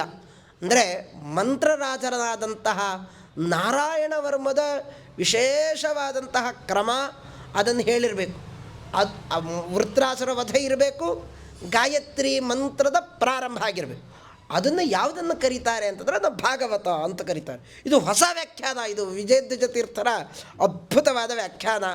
ಅಂಜನಾ ಸೂನು ಸಾನ್ನಿಧ್ಯಾತ್ ವಿಜಯೇನ ವಿರಾಜಿತಂ ಅಜಿತ ಪ್ರೀತಿ ಜನಕಂ ಭಜೇಹಂ ವಿಜಯಧ್ವಜಂ ಅಂತ ಅಂತೂ ಒಂದು ಮಾತಿದೆ. ಹಳುಬರು ಅಂತೂ ಜ್ಞಾನಿಗಳು ಹಳುಬರು ಅವ್ರು ಹೇಳುವ ಮಾತಲ್ಲಿ ವಿಶ್ವಾಸ ಇಟ್ಟರೆ ಅಂತೂ ಜ್ಞಾನಿಗಳು ಒಂದು ಭಕ್ತಿ ಬರುತ್ತೆ. ವಿಜಯಧ್ವಜ ತೀರ್ಥರು 3 ಸಲ ಭಾಗವತಕ್ಕೆ ವ್ಯಾಖ್ಯಾನ ಮಾಡಿದ್ರಂತೆ. ಅಂತೂ ಇವತ್ತೆಲ್ಲ ನಾವೆಲ್ಲ ಕಾಣೋದೆಲ್ಲ ಭಾಗವತಕ್ಕೆ ವ್ಯಾಖ್ಯಾನ ಎಲ್ಲ ಅರ್ಧಂಬರ್ಧ ವ್ಯಾಖ್ಯಾನಗಳೇ. ಒಬ್ಬರದೇ ಇನ್ನೊಬ್ರದ್ದು ವ್ಯಾಖ್ಯಾನ ಅಂದರೆ ಶ್ರೀಧರೀಯ ಟೀಕಾ ಅಂತ ಒಂದು ಟೀಕೆ ಇದೆ, ಅದು ಮಾತ್ರ ಸಂಪೂರ್ಣ ಸಿಗತ್ತೆ. ಆದರೆ ಇಡೀ ದ್ವೈತ ಸಿದ್ಧಾಂತ ರೀತ್ಯ ಸಂಪೂರ್ಣವಾಗಿ ವ್ಯಾಖ್ಯಾನ ಮಾಡಿದವರು ಅಂದರೆ ಅದು ವಿಜಯಧ್ವಜ ತೀರ್ಥರು. ಆ ವಿಜಯಧ್ವಜ ತೀರ್ಥರು 3 ಸಲ ವ್ಯಾಖ್ಯಾನ ಮಾಡಿದ್ರಂತೆ. ಒಂದು ಸಲ ವ್ಯಾಖ್ಯಾನ ಮಾಡಿದ್ದನ್ನು ದೇವತೆಗಳು ಬಂದ್ರಂತೆ. ಅಂತೂ ದೇವಲೋಕದ ಎಲ್ಲ ದೇವತೆಗಳೆಲ್ಲ ಬಂದು ಅಂತೂ ನಿಮ್ಮ ಪುಸ್ತಕ ನಮಗೆ ಕೊಡ್ರಿ, ನಮ್ಗೆ ಓದ್ಲಿಕ್ಕೆ ಬೇಕು ಅಂತ. ಯಾಕೆಂದರೆ ನಮ್ಮಲ್ಲಿ ಪುಸ್ತಕ ಸಿಗಲ್ಲ ಅಂತಲ್ಲ, ಇವತ್ತು ಬೇಕಿದ್ರೆ ಯಾವ ಬೇಕಿದ್ರೂ ಪೆನ್ನು ಪೇಪರು ಎಲ್ಲ ಸಿಗತ್ತೆ. ಅಂತೂ ಎಲ್ಲ ಕಡೆ ಮೊಬೈಲು ವಾಟ್ಸಪ್ಗಳೇ ಜಾಸ್ತಿ. ಅಂತೂ ಬೇಡದೇ ಇರೋ ವಿಷಯಗಳನ್ನೇ ಜಾಸ್ತಿ ಹಾಕೋದು. ಅಂತೂ ನಾವು ಬೇಡದೇ ವಿಷಯ ಹಾಕಲ್ಲ. ಅಂತೂ ನಿಮ್ಮ ವ್ಯಾಖ್ಯಾನವನ್ನು ಓದ್ಕೊಂಡು ಭಾಗವತದ ಪಂಕ್ತಿ ಅರ್ಥ ಮಾಡ್ಕೊಳ್ತೀವಿ. ವೇದವ್ಯಾಸ ದೇವರ ಪಂಕ್ತಿಯನ್ನು ಅರ್ಥ ಮಾಡ್ಕೊಳ್ಳಿಕ್ಕೆ ನಿಮ್ಮ ವ್ಯಾಖ್ಯಾನ ಸಹಕಾರಿ ಬೇಕು. ಇದು ಯಾರು ಹೇಳಿದ್ರಂತೆ? ದೇವತೆಗಳು ಅಂದ್ರಂತೆ. ಅಂತೂ ದೇವತೆಗಳು ಒಂದು ಸಲ ತೊಗೊಂಡು ಹೋದ್ರಂತೆ, ಇನ್ನೊಂದು ಸಲ ವ್ಯಾಖ್ಯಾನ ಮಾಡಿದ್ರಂತೆ, ಇನ್ನೊಂದು ಸಲ ವ್ಯಾಖ್ಯಾನ ಮಾಡಿದವ್ರು ಹೇಳಿದ್ರಂತೆ, ಋಷಿಮುನಿಗಳೆಲ್ಲ ಬಂದ್ರಂತೆ. ಅಂತೂ ನಮಗೂ ಅವಾಗವಾಗ ಭಾಗವತ ಪದಗಳನ್ನು ಹೇಳಬೇಕಾದ್ರೆ ತುಂಬ ಕಷ್ಟ ಆಗತ್ತೆ, ನಿಮ್ಮ ವ್ಯಾಖ್ಯಾನ ಇಟ್ಕೊಂಡು ನಾವು ವ್ಯಾಖ್ಯಾನ ಮಾಡ್ಕೋತೀವಿ ಅಂತ. ಅಂತೂ ಕೊನೆಗೆ ಅದು ತೊಗೊಂಡು ಹೋದ್ರಂತೆ. ಕೊನೆಗೆ ಉಳಿದಿದ್ದು ನಮಗಾಗಿ ಅಂತೂ ಮನುಷ್ಯರಿಗಾಗಿ ಅನೇಕ ಜ್ಞಾನಿ ವರೆಣ್ಯರು ಆ ರೀತಿಯಾಗಿ ಮಾಡಿ ತೋರಿಸ್ತಾರೆ. ವಿಜಯಧ್ವಜ ತೀರ್ಥರು ಹೇಳ್ತಾರೆ, ಗಾಯತ್ರ್ಯಾಚ ಸಮಾರಂಭ ವೃತ್ರಾಸುರ ವಧಸ್ತತ. ಗಾಯತ್ರಿ ಮಂತ್ರದಿಂದ ಪ್ರಾರಂಭ ಆಗಬೇಕು, ವೃತ್ರಾಸುರನ ವಧೆ ಇರಬೇಕು. ಅಷ್ಟೇ ಅಲ್ಲ, ಮನ್ವಂತರಾದಿ ಚರಿತ್ರೆ. ಬೇರೆ ಬೇರೆ ಪುರಾಣಗಳಲ್ಲೆಲ್ಲ ಮನ್ವಂತರಾದಿ ಚರಿತ್ರೆ ಇದೆ. ಅಂತೂ ಕೆಲವೊಂದು ಸ್ವಯಂಭೂ ಮನ್ವಂತರ ಚರಿತ್ರೆ ಇದೆ, ಸ್ವಾರೋಚಿಷ ಮನ್ವಂತರದ ಚರಿತ್ರೆ ಇದೆ. ಅಲ್ಲಾದಂತಹ ವ್ಯತ್ಯಾಸಗಳ ಉಲ್ಲೇಖ ಮಾಡುತ್ತಾರೆ. ಪುರಾಣ ಅಂತ ಆಗಬೇಕಾದ್ರೆ ಮನ್ವಂತರಾದಿ ಚರಿತ್ರೆ ಇರಬೇಕು. ಆದರೆ ಈ ಭಾಗವತ ಮಾತ್ರ ಆ ಎಲ್ಲದಕ್ಕಿಂತಲೂ ಮೀರಿರತಕ್ಕಂಥದ್ದು. ಇದನ್ನು ಪುರಾಣ ರಾಜ ಅಂತ ಆ ರೀತಿಯಾಗಿ ಉಲ್ಲೇಖವನ್ನು ಮಾಡ್ತಾ ವಿಶೇಷವಾಗಿ ಮನ್ವಂತರಾದಿ ಚರಿತ್ರೆಯನ್ನು ಉಲ್ಲೇಖ ಮಾಡಿ, ಮನವೋಸ್ಮಿನ್ ವ್ಯತೀತಾ ಷಟ್ ಕಲ್ಪೆ ಸ್ವಯಂಭುವಾದಯ ಆದ್ಯಸ್ಥೆ ಕಥಿತೋ ಯತ್ರ ದೇವಾದೀನಾಂಚ ಸಂಭವ ಅಂತ ವಿಶೇಷವಾಗಿ ಮನು ಇಡೀ ಅದ್ಭುತವಾದಂತಹ ಸ್ವಯಂಭುವ ಮನು, ಆ ಸ್ವಯಂಭುವ ಮನುವಿನ ಆದಂತಹ ಚರಿತ್ರೆಯನ್ನು ಹೇಳುತ್ತಾ ಅದರಲ್ಲಿ ಯಜ್ಞನಾಮಕ ಪರಮಾತ್ಮದ ವಿಶೇಷವಾದಂತಹ ಅವತಾರ, ಆಕೂತ್ಯಾಂ ದೇವಹೂತ್ಯಾಂಚ ದುಹಿತ್ರೋ ತಸ್ಯ ವೈಮನೋ ಧರ್ಮಜ್ಞಾನೋಪದೇಶಾರ್ಥಂ ಭಗವಾನ್ ಪುತ್ರತಾಂಗತಃ. ಭಾಗವತ ಒಂದು ಅದ್ಭುತವಾದ ಮಾತನ್ನು ಹೇಳುತ್ತೆ. ಇವತ್ತಾಗಲೇ ವೈವಸ್ವತ ಮನ್ವಂತರೆ ಅಷ್ಟಾವಿಂಶತಿತಮೇ ಕಲಿಯುಗೆ ಅಂತ ಹೇಳ್ತೀವಿ. ಆ 7 ಮನ್ವಂತರಗಳು ಕಳೆದು ಹೋಗಿದೆ. ಆದರೆ ತುಂಬ ಹಳೇದಾದಂತಹ ಕಥೆ. ಆ ಕಥೆಯನ್ನು ಯಜ್ಞನಾಮಕ ಪರಮಾತ್ಮದ ಚರಿತ್ರೆಯನ್ನು ಹೇಳಿ ವಿಶೇಷವಾಗಿ ಸುನಂದಾಯಾಂ ವರ್ಷಶತಂ ಪದೇಕೇನ ಭುವಂ ಸ್ಪೃಶನ್ ತಪ್ಯಮಾನಸ್ತಪೋ ಘೋರಂ ಇದಮನ್ವಾಹ ಭಾರತ. ಸುನಂದಾಯಾಂ ಇವತ್ತೇನು ಅಲಕನಂದ ತೀರದಲ್ಲಿ 100 ವರ್ಷ ಭೂಮಿಯನ್ನು ಹೆಂಗೆ ತಪಸ್ಪಾಡ್ದ ಸ್ವಯಂಭೂಮನು ಅಂತಂದರೆ ಪದೈಕೇನ ಭುವಂ ಸ್ಪೃಶನ್.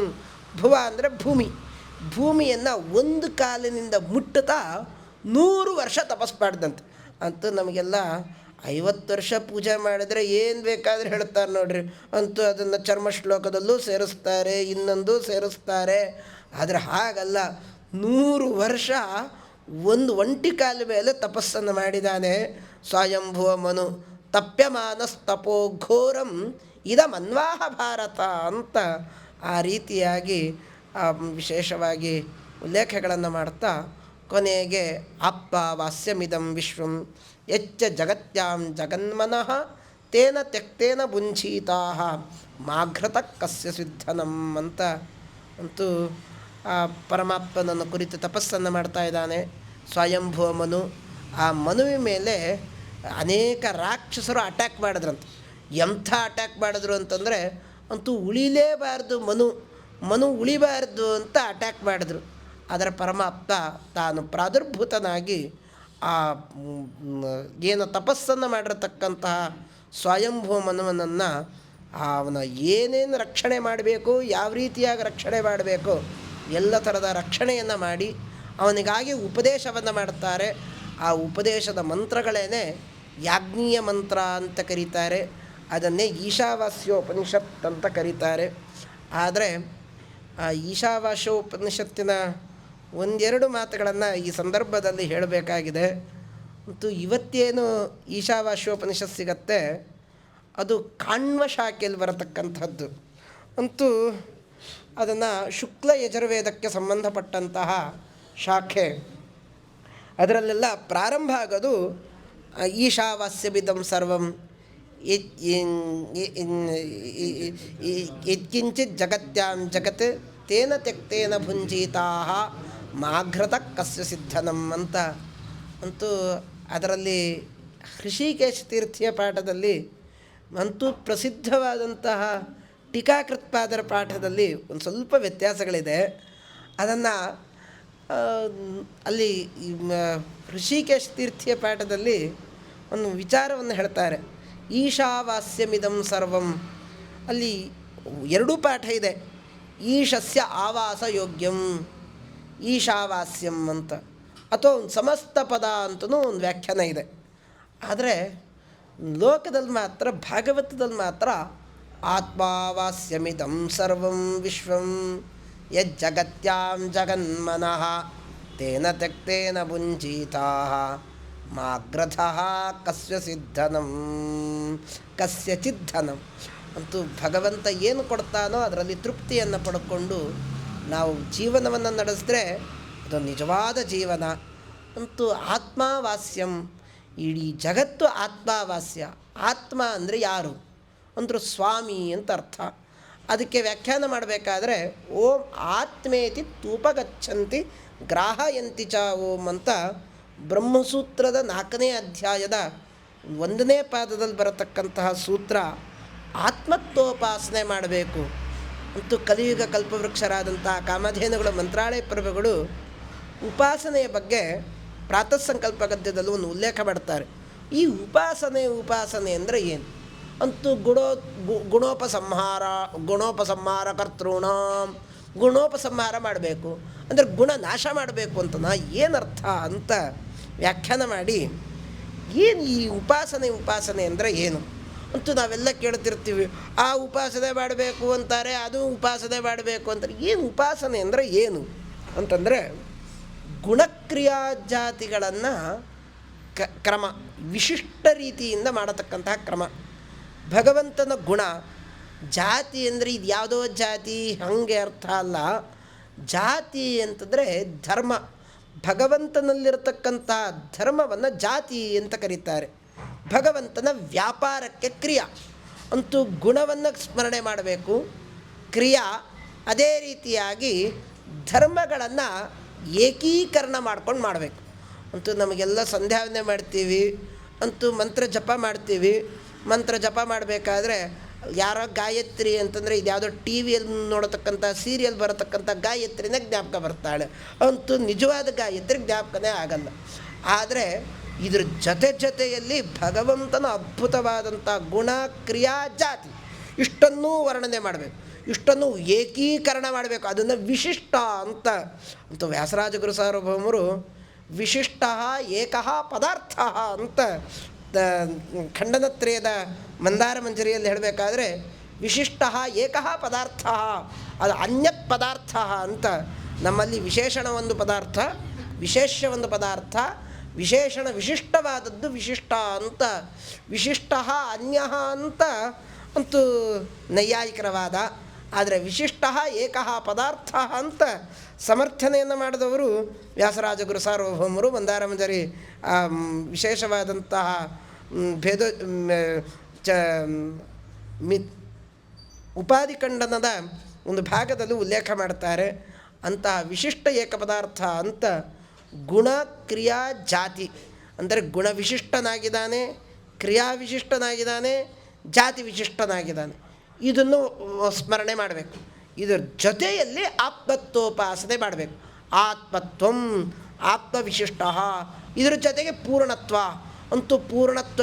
ಓಂ ಬ್ರಹ್ಮದೃಷ್ಟಿ ಉತ್ಕರ್ಷಾತ್ ಓಂ ಓಂ ಆತ್ಮೇ ತೂಪಗಚ್ಚಂತಿ ಗ್ರಾಹಯಂತಿ ಚ ಓಂ ಅಂತ ಇದನ್ನು ಪರಮಾತ್ಮದನ್ನು ಉಪಾಸನೆ ಮಾಡಬೇಕು ಅಂತ ಕ್ರಮ.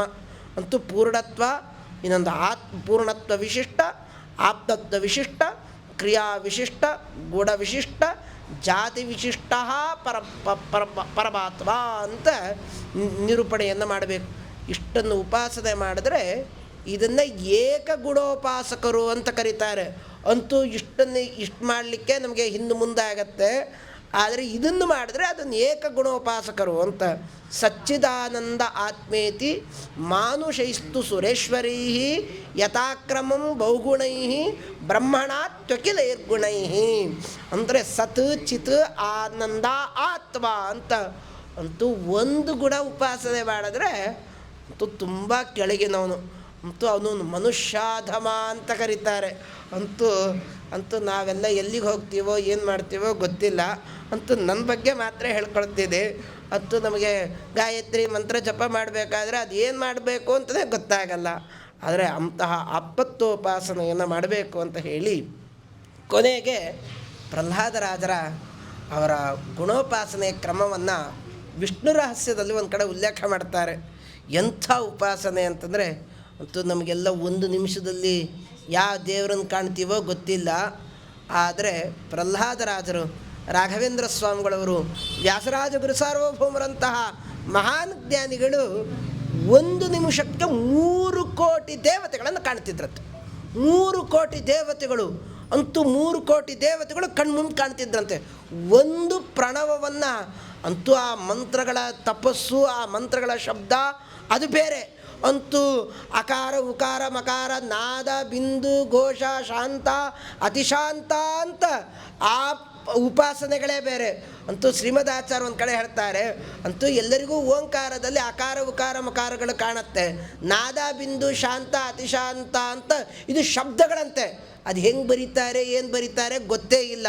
ಇದೆಲ್ಲ ಧ್ಯಾನಗಮ್ಯಂ ಅಂತ ತಂತ್ರಸಾರದಲ್ಲಿ ಉಲ್ಲೇಖ ಮಾಡಿ ಆ ಪದಗಳನ್ನು ವಿಚಾರಗಳನ್ನು ಮಾಡಿ ಈ 3 ಕೋಟಿ ದೇವತೆಗಳು ವ್ಯಾಸರಾಜರ ಮುಂದೆ ಕಾಣ್ತಿದ್ರಂತೆ. ಹೇಗಿರಬಾರ್ದು, ಒಂದು ಮಂತ್ರದಲ್ಲಿ 3 ಕೋಟಿ ದೇವತೆಗಳು. ಅವ್ರಿಗಿಂತ ವಿಲಕ್ಷಣರಾದರು ಇನ್ನೊಂದು ಸಲ ಜಪ ಮಾಡಿದ್ರೆ ಇನ್ನೊಂದು 3 ಕೋಟಿ ದೇವತೆಗಳು. ಅಂತೂ ಬೇರೆ ಬೇರೆಯವರು ಅಂತ ಅರ್ಥ ಅಲ್ಲ, ಅವರ ವೈಲಕ್ಷಣವನ್ನು ಕಾಣ್ತಾ ಇದ್ದರು ಪ್ರಹ್ಲಾದರಾಜರು ಅಂತ. ಆ ಪ್ರಹ್ಲಾದರಾಜರೇ ವ್ಯಾಸರಾಜರಾಗಿ ರಾಘವೇಂದ್ರ ಸ್ವಾಮಿಗಳವರಾಗಿ ಅಂತಹ ಪೀಠದಲ್ಲಿ ವಿರಾಜಮಾನರಾದವರು ನಮ್ಮ ಸ್ವಾಮಿಗಳವರು. ಅವ್ರ ಮಧ್ಯದಲ್ಲಿ ಗೋಪಾಲಕೃಷ್ಣ ಬಂದ ಅಂತ ಹೇಳಬೇಕಾದ್ರೆ ಕೃಷ್ಣ ಬರ್ತಾ ಇದ್ದ. ಆ ರೀತಿಯಾಗಿ ಆತ್ಮ ವಾಸ್ಯಮಿದಂ ವಿಶ್ವಂ ಯಜ್ಜಗತ್ಯಾಂ ಜಗನ್ಮನಃ ತೇನ ತ್ಯಕ್ತೇನ ಭುಂಜೀತಾ ಮಾ ಗೃಧಃ ಕಸ್ಯಚಿತ್ ಧನಂ ಅಂತ. ಕಸ್ಯಚಿತ್ ಧನಂ ಅಂತ, ಕಸ್ಯಚಿತ್ ಧನಂ ಅಂತನೂ ಇದೆ, ಇನ್ನೊಂದು ಪಾಠನೂ ಇದೆ. ಆದರೆ ಭಾಗವತದಲ್ಲಿ ಮಾತ್ರ ಅಪ್ಪ ವಾಸ್ಯಮಿದಂ ಸರ್ವಂ ಅಂತ ಉಲ್ಲೇಖಗಳನ್ನು ಮಾಡ್ತಾರೆ. ಈ ಜಗತ್ತೇನಿದೆ ಅದ್ಭುತವಾದಂತಹ ಜಗತ್ತು, ಅದು ಭಗವಂತನ ಅಧೀನವಾದದ್ದು. ಆ ಪರಮಾತ್ಮನಿಂದಲೇ ಈ ಏನೇನು ವಸ್ತ್ರಾದಿಗಳೇನಿದೆ ಈ ಜಗತ್ತಿನಲ್ಲಿ ಅಳಿವು ಉಳಿವುಗಳೆಲ್ಲ ಅದು ಪರಮಾತ್ಮನಿಂದಲೇ ಆಗತ್ತೆ ಅಂತ ವ್ಯಾಖ್ಯಾನವನ್ನು ಮಾಡಿ ಅದರಲ್ಲಿ ತುಂಬ ವ್ಯತ್ಯಾಸಗಳನ್ನು ಕೂಡ ಈ ಸಂದರ್ಭದಲ್ಲಿ ಬೇರೆ ಬೇರೆ ವ್ಯಾಖ್ಯಾನಕಾರರು ಶ್ರೀಧರಿಯ ವ್ಯಾಖ್ಯಾನಗಳಲ್ಲಿ ವ್ಯತ್ಯಾಸಗಳಿದೆ. ಆದರೆ ಶ್ರೀಮದಾಚಾರ್ಯ ಮಾತ್ರ ಅದ್ಭುತವಾದಂತಹ ನಿರ್ಣಯವನ್ನು ಕೊಡ್ತಾ ಈ ಆಪ್ತಾವಾಸ್ಯಮಿದಂ ಅಂತಲೇ ಅದು ವಾಕ್ಯ ಕ್ರಮ ಅಂತ ಹೇಳಿ ಮುಂದೆ ಆ 16 ಶ್ಲೋಕಗಳಲ್ಲಿ ಅದರಲ್ಲಿ ಏನೇನಿದೆ, ಅದರಲ್ಲಿ ಪರಮಾತ್ಮದ ಮಾತರಿಶ್ವಾ ದದಾತಿ ಅಂತ ಅಲ್ಲೇ ಅನೇಜದೇಕಂ ಮನಸೋ ಜವೀಯೋ ನೈನದ್ದೇವ ಆಪ್ತವನ್ ಪೂರ್ವಮರ್ಷತ್ ಅಂತ ಆ ವಾಕ್ಯಗಳು. ಅದರ ನಿಜವಾದ ಉಪನಿಷತ್ತಿನ ನಿರೂಪಣೆ ಭಾಗವತದಲ್ಲಿದೆ. ಭಾಗವತದ ಕ್ರಮ ಏನಿದೆಯೋ ಅದೇ ವಿಶೇಷವಾದಂಥ ಉಪನಿಷತ್ತಿನಲ್ಲಿದೆ. ಅಂತೂ ಉಪನಿಷತ್ತು ಹೇಳಿರತಕ್ಕಂಥದ್ದು ಅದು ವೇದವ್ಯಾಸದೇವರು. ಇಡೀ ವೇದ ವಿಭಾಗಗಳನ್ನು ಮಾಡಿ ಜಗತ್ತಿಗೆ ತೋರಿಸ್ಕೊಟ್ಟವರು ವೇದವ್ಯಾಸದೇವರು. ವೇದವ್ಯಾಸದೇವರದ್ದೇ ಇನ್ನೊಂದು ಮುಖ ಅದು ಭಾಗವತ. ಆ ಭಾಗವತಕ್ಕೂ ಉಪನಿಷತ್ತಿಗೂ ಅದು ಐಕ್ಯ ಇದೆ, ಸಾಮ್ಯತೆ ಇದೆ. ಅಂತೂ ಏನೋ ಉಪನಿಷತ್ ಬೇರೆ ಹೇಳುತ್ತೆ, ಭಾಗವತ ಬೇರೆ ಹೇಳುತ್ತೆ. ಉಪನಿಷತ್ತಿನನ್ನು ಪ್ರತಿಪಾದನೆ ಮಾಡತಕ್ಕಂಥ ಪರಮಾತ್ಮನೇ ಬೇರೆ, ಇದು ಬೇರೆ ಅಂತ ಅನ್ನಬಾರ್ದು. ನೇಹ ನಾನಾಸ್ತಿ ಕಿಂಚನ ಇಹ ನಾನಾ ನಾಸ್ತಿ. ಪರಮಾತ್ಮನ ಅವಯವಗಳಲ್ಲಿ ಯಾವ ಭೇದಗಳಿಲ್ಲ, ಅವನ ಗುಣಗಳಲ್ಲಿ ಭೇದ ಇಲ್ಲ. ಅವನ ಕೈ ಮಾಡತಕ್ಕಂಥ ಕಾರ್ಯ ಅದು ತಲೆನೂ ಮಾಡುತ್ತೆ, ತಲೆ ಮಾಡತಕ್ಕಂಥ ಕಾರ್ಯ ಕಾಲು ಮಾಡುತ್ತೆ, ಏನು ಬೇಕಾದರೂ ಆಗತ್ತೆ. ಅದಕ್ಕೆ ಅಚಿಂತ್ಯ ಅದ್ಭುತ ಶಕ್ತಿ. ಕರ್ತುಂ ಅಕರ್ತುಂ ಮನ್ಯತಾ ಕರ್ತುಮಪಿ ಸಮರ್ಥ ಪರಮಾತ್ಮ ಅಂತ ವಾದರಾಜ ಸ್ವಾಮಿಗಳವರು ಈ ಸಂದರ್ಭದಲ್ಲಿ ವ್ಯಾಖ್ಯಾನವನ್ನು ಮಾಡುತ್ತಾರೆ. ಆ ಪ್ರಕಾಶಿಕಾದಲ್ಲಿ ಅದನ್ನೆಲ್ಲವನ್ನೂ ಕೂಡ ಈ ವ್ಯಾಖ್ಯಾನವನ್ನು ಮಾಡಿ ಕೊನೆಗೆ ಆ ಸ್ವಯಂಭೂ ಮನುವಿಗೆ ಅದ್ಭುತವಾದಂತಹ ಉಪದೇಶಗಳನ್ನು ಮಾಡ್ತಾರೆ. ಅಗ್ನಿ ಅಂದರೆ ಏನು? ಅಗ್ನೇ ನಯ ಸುಪಥಾರಾಯ ಅಂತ ಕೊನೇ ಮಂತ್ರ. ಅದಕ್ಕೆ ಮಮಾಭ್ಯಧಿಕ ಮಿತ್ರಾಯ ಶ್ರೀಮದಾಚಾರ್ಯರು ಉಪನಿಷತ್ತಿನ ಈಶಾವಾಸ್ಯೋಪನಿಷತ್ತಿನ ಕೊನೇ ಮಂಗಳಾಚರಣೆ, ಪ್ರಾರಂಭದ ಮಂಗಳಾಚರಣೆ ಯಸ್ಮಾ ಬ್ರಹ್ಮೇಂದ್ರ ರುದ್ರಾದಿ ದೇವತಾನಾಂ ಶ್ರೇಯೋಪುಚ ಜ್ಞಾನಸ್ಫೂರ್ತಿ ಸದಾ ತಸ್ಮೈ ಹರಯೇ ಗುರವೇ ನಮಃ ಅಂತ ಪ್ರಾರಂಭದ್ದು. ಅದರ ಕೊನೆಯಲ್ಲಿ ಮಮಾಭ್ಯಧಿಕ ಮಿತ್ರಾಯ ಅಂತ ಅತ್ಯಂತ ಮಿತ್ರನಾದಂಥವನು, ಶ್ರೀಮದಾಚಾರ್ಯಗೆ ಅತ್ಯಂತ ಪ್ರೀತ್ಯಾಸ್ಪದರಾದಂಥವರು ನಮ್ಮ ಪರಮಾತ್ಮ ಅಂತ ಆ ರೀತಿಯಾಗಿ ನಿರೂಪಣೆಯನ್ನು ಮಾಡಿ ಮನುವಿಗೆ, ಸ್ವಯಂಭುವ ಮನುವಿಗೆ ಸಾಕ್ಷಾತ್ ಪರಮಾತ್ಮ, ಯಜ್ಞನಾಮಕ ಪರಮಾತ್ಮ ಈ ಮಂತ್ರಗಳ ಉಪದೇಶ ಮಾಡ್ತಾನೆ. ಆ ಉಪದೇಶದಿಂದ ತಾನು ಅದ್ಭುತವಾದಂಥ ಜ್ಞಾನವನ್ನು ಪಡೆದು, ಜ್ಞಾನದಿಂದಲೇ ಮೋಕ್ಷ, ನಾಣ್ಯ ಪಂಥ ಅಯನಾಯ ವಿದ್ಯತೆ, ಜ್ಞಾನ ಇಲ್ಲದೇ ಇದ್ದರೆ ಮೋಕ್ಷ ಇಲ್ಲ ಅಂತಹ ಜ್ಞಾನವನ್ನು ಪಡೆದು ಆ ಏನು ರಾಕ್ಷಸರು ತಾವು ಬಂದಿದ್ದರೂ ಅವರೆಲ್ಲರೂ ನಾಶರಾಗ್ತಾರೆ. ನಾಶರಾಗಿ ಪುನಃ ತಾನು ಸಾಮ್ರಾಜ್ಯಾಧಿಪತಿಗಳಾಗಿ ವಿಶೇಷವಾದಂಥ ಧರ್ಮದಿಂದ ರಕ್ಷಣೆಯನ್ನು ಮಾಡಿದ್ರು ಅಂತ. ಇದರಿಂದ ನಮಗೇನು ಲಾಭ ಅಂತ ಅಂತೂ ವಿಜಯಧ್ವಜರು ಕೇಳ್ತಾರೆ. ಅಂತೂ ಇದರಿಂದ ನಮಗೇನು ಲಾಭ ಅಂತ ಈ ಕತೆ ಕೇಳಿದ್ರು. ಆಯಿತು, ಹಿಂದಿನ ಕಾಲದಲ್ಲಿ ಮುಗಿದೋಯ್ತು, ಈಗೇನು ಅಂತಂದರೆ ಅದಕ್ಕೆ ಸ್ವಾರಸ್ಯಕವಾದಂಥ ಒಂದು ಅರ್ಥವನ್ನು ಬರೀತಾರೆ. ನಾವು ಮನುರಾಜ ಇಲ್ಲ, ಆದರೆ ಮನುರಾಜ ಇಲ್ಲದೆ ಇದ್ದರೂ ಕೂಡ ಮನು ಸಂಬಂಧಿಗಳಾದಂಥ ಮಾನವರಿದ್ದೀವಿ. ಅಂತೂ ಮಾನವರ ಮೇಲೆ ಆವಾಗವಾಗ ಅಟ್ಯಾಕ್ ಮಾಡ್ತಾ ಇರ್ತಾರೆ. ಯಾರು ಅಂತಂದರೆ ಅಹಂಕಾರ ಅಟ್ಯಾಕ್ ಆಗತ್ತೆ, ದಂಭ ಅಟ್ಯಾಕ್ ಆಗತ್ತೆ, ಬೇರೆ ಬೇರೆಯವರು ಏನೇನೋ ಅಟ್ಯಾಕ್ಗಳನ್ನು ಮಾಡ್ತಾನೆ ಇರುತ್ತೆ. ಅಂಥ ಕಾಲದಲ್ಲಿ ಯಜ್ಞ ಬರಬೇಕು. ಏನು ಯಜ್ಞ ಅಂತಂದರೆ ಭೂತಯಜ್ಞಗಳ ನಡಿಬೇಕು, ಜ್ಞಾನಯಜ್ಞ ನಡಿಬೇಕು, ಅದರಲ್ಲಿ ಹವಿಸ್ಯಜ್ಞ ನಡಿಬೇಕು. ಆಗ ಪರಮಾತ್ಮ ಪ್ರಾದುರ್ಭೂತದಾಗ್ತಾನೆ, ಜ್ಞಾನ ಕೊಡ್ತಾನೆ. ಜ್ಞಾನದಿಂದ ಆ ಎಲ್ಲ ದಂಭಾಚಾರಗಳು, ಆ ಮಿಥ್ಯಾಜ್ಞಾನಗಳು ನಾಶ ಆಗಿ ಜ್ಞಾನವನ್ನು ನೀಡಲಿಕ್ಕೆ ಸಾಧ್ಯ ಅಂತ ಇದರ ಶ್ರವಣದಿಂದಲೇ ಅಂಥ ಅದ್ಭುತವಾದಂಥ ಸಾಮರ್ಥ್ಯ ಇದೆ ಅಂತ ಹೇಳಿ ಮುಂದೆ ರಾಜ ಪರೀಕ್ಷನ್ ಮಹಾರಾಜರು ಕೇಳ್ತಾರೆ, ಅಲ್ಲ ನೀವು ಈಗಾಗಲೇ ಅನೇಕ ವಿಚಾರಗಳನ್ನು ಹೇಳಾಗಿದೆ, ಭಗವಂತನ ನಾಮ ಸಂಕೀರ್ತನೆಯ ಮಹತ್ವವನ್ನು ಈಗಾಗಲೇ ಹೇಳಾಗಿದೆ, ಆದರೂ ಕೂಡ ನಿಮ್ಮ ಬಾಯಿಲೆ ಇನ್ನೊಂದಿಷ್ಟು ಕೇಳಬೇಕು ಅಂತ. ಪರೀಕ್ಷಿತೇ ವಂಸತು ಬಾದರಾಯಣಿ ಪ್ರಾಯೋಪವಿಷ್ಟೇನ ಕಥಾಸು ಚೋದಿತ ಉವಾಚ ವಿಪ್ರಾ ಪ್ರತಿನಂದ್ಯ ಪಾರ್ಥಿವಂ ಮುದಾ ಮುನೀನಾ ಸದಸಿ ಸ್ಪಶೃಣ್ವತಾ. ಪರೀಕ್ಷಿತ್ ಮಹಾರಾಜರ ವ್ಯಕ್ತಿತ್ವವನ್ನು ನಿರೂಪಣೆ ಮಾಡ್ತಾರೆ ಶುಕಾಚಾರ್ಯರು. ಶುಕಾಚಾರ್ಯರು ಸಾಕ್ಷಾತ್ ರುದ್ರದೇವರು. ರುದ್ರದೇವರ ಅವರ ರೂಪ ಸ್ಫುಟಂ ಸ್ಫಟಿಕ ಸಪ್ರಭಂ ಸ್ಫುಟಿತಹಾಟಕ ಶ್ರೀಜಟಂ ಶಶಾಂಕದಳಶೇಖರಂ ಕಪಿಲಫುಲ್ಲ ನೇತ್ರತ್ರಯಂ ತರಕ್ಷುವರಕೃತ್ಯ ಭುಜಗಭೂಷಣಂ ಭೂತಿಮತ್ ಕದಾನುಷಿತಿ ಕಂಠತೆ ವಪುರವೇಕ್ಷತೆ ವೀಕ್ಷಣಂ. ವಪುಹು ಅಂದರೆ ಶರೀರ, ಅವರ ಶರೀರವನ್ನು ನೋಡಲಿಕ್ಕೆ ಭಾರಿ ಸುಂದರ ಅಂತೂ ಅವರಿಗೆ. ಆದರೆ ಶರೀರನೇ ಕಾಣಲ್ಲ, ನಮಗೆಲ್ಲ ಲಿಂಗಾಕಾರನೇ ಕಾಣೋದು. ಆದರೆ ಅವರ ಅದ್ಭುತವಾದಂತಹ ಶರೀರ ಮನೋನ್ಯಾಮಕರಾದಂತಹ ರುದ್ರದೇವರದ್ದು. ಆ ರುದ್ರದೇವರ ರೂಪವನ್ನು ಶುಕಾಚಾರ ನೋಡಬೇಕು. ಭಾಗವತದಲ್ಲಿ ಪ್ರಾರಂಭ ಹೇಳಬೇಕು.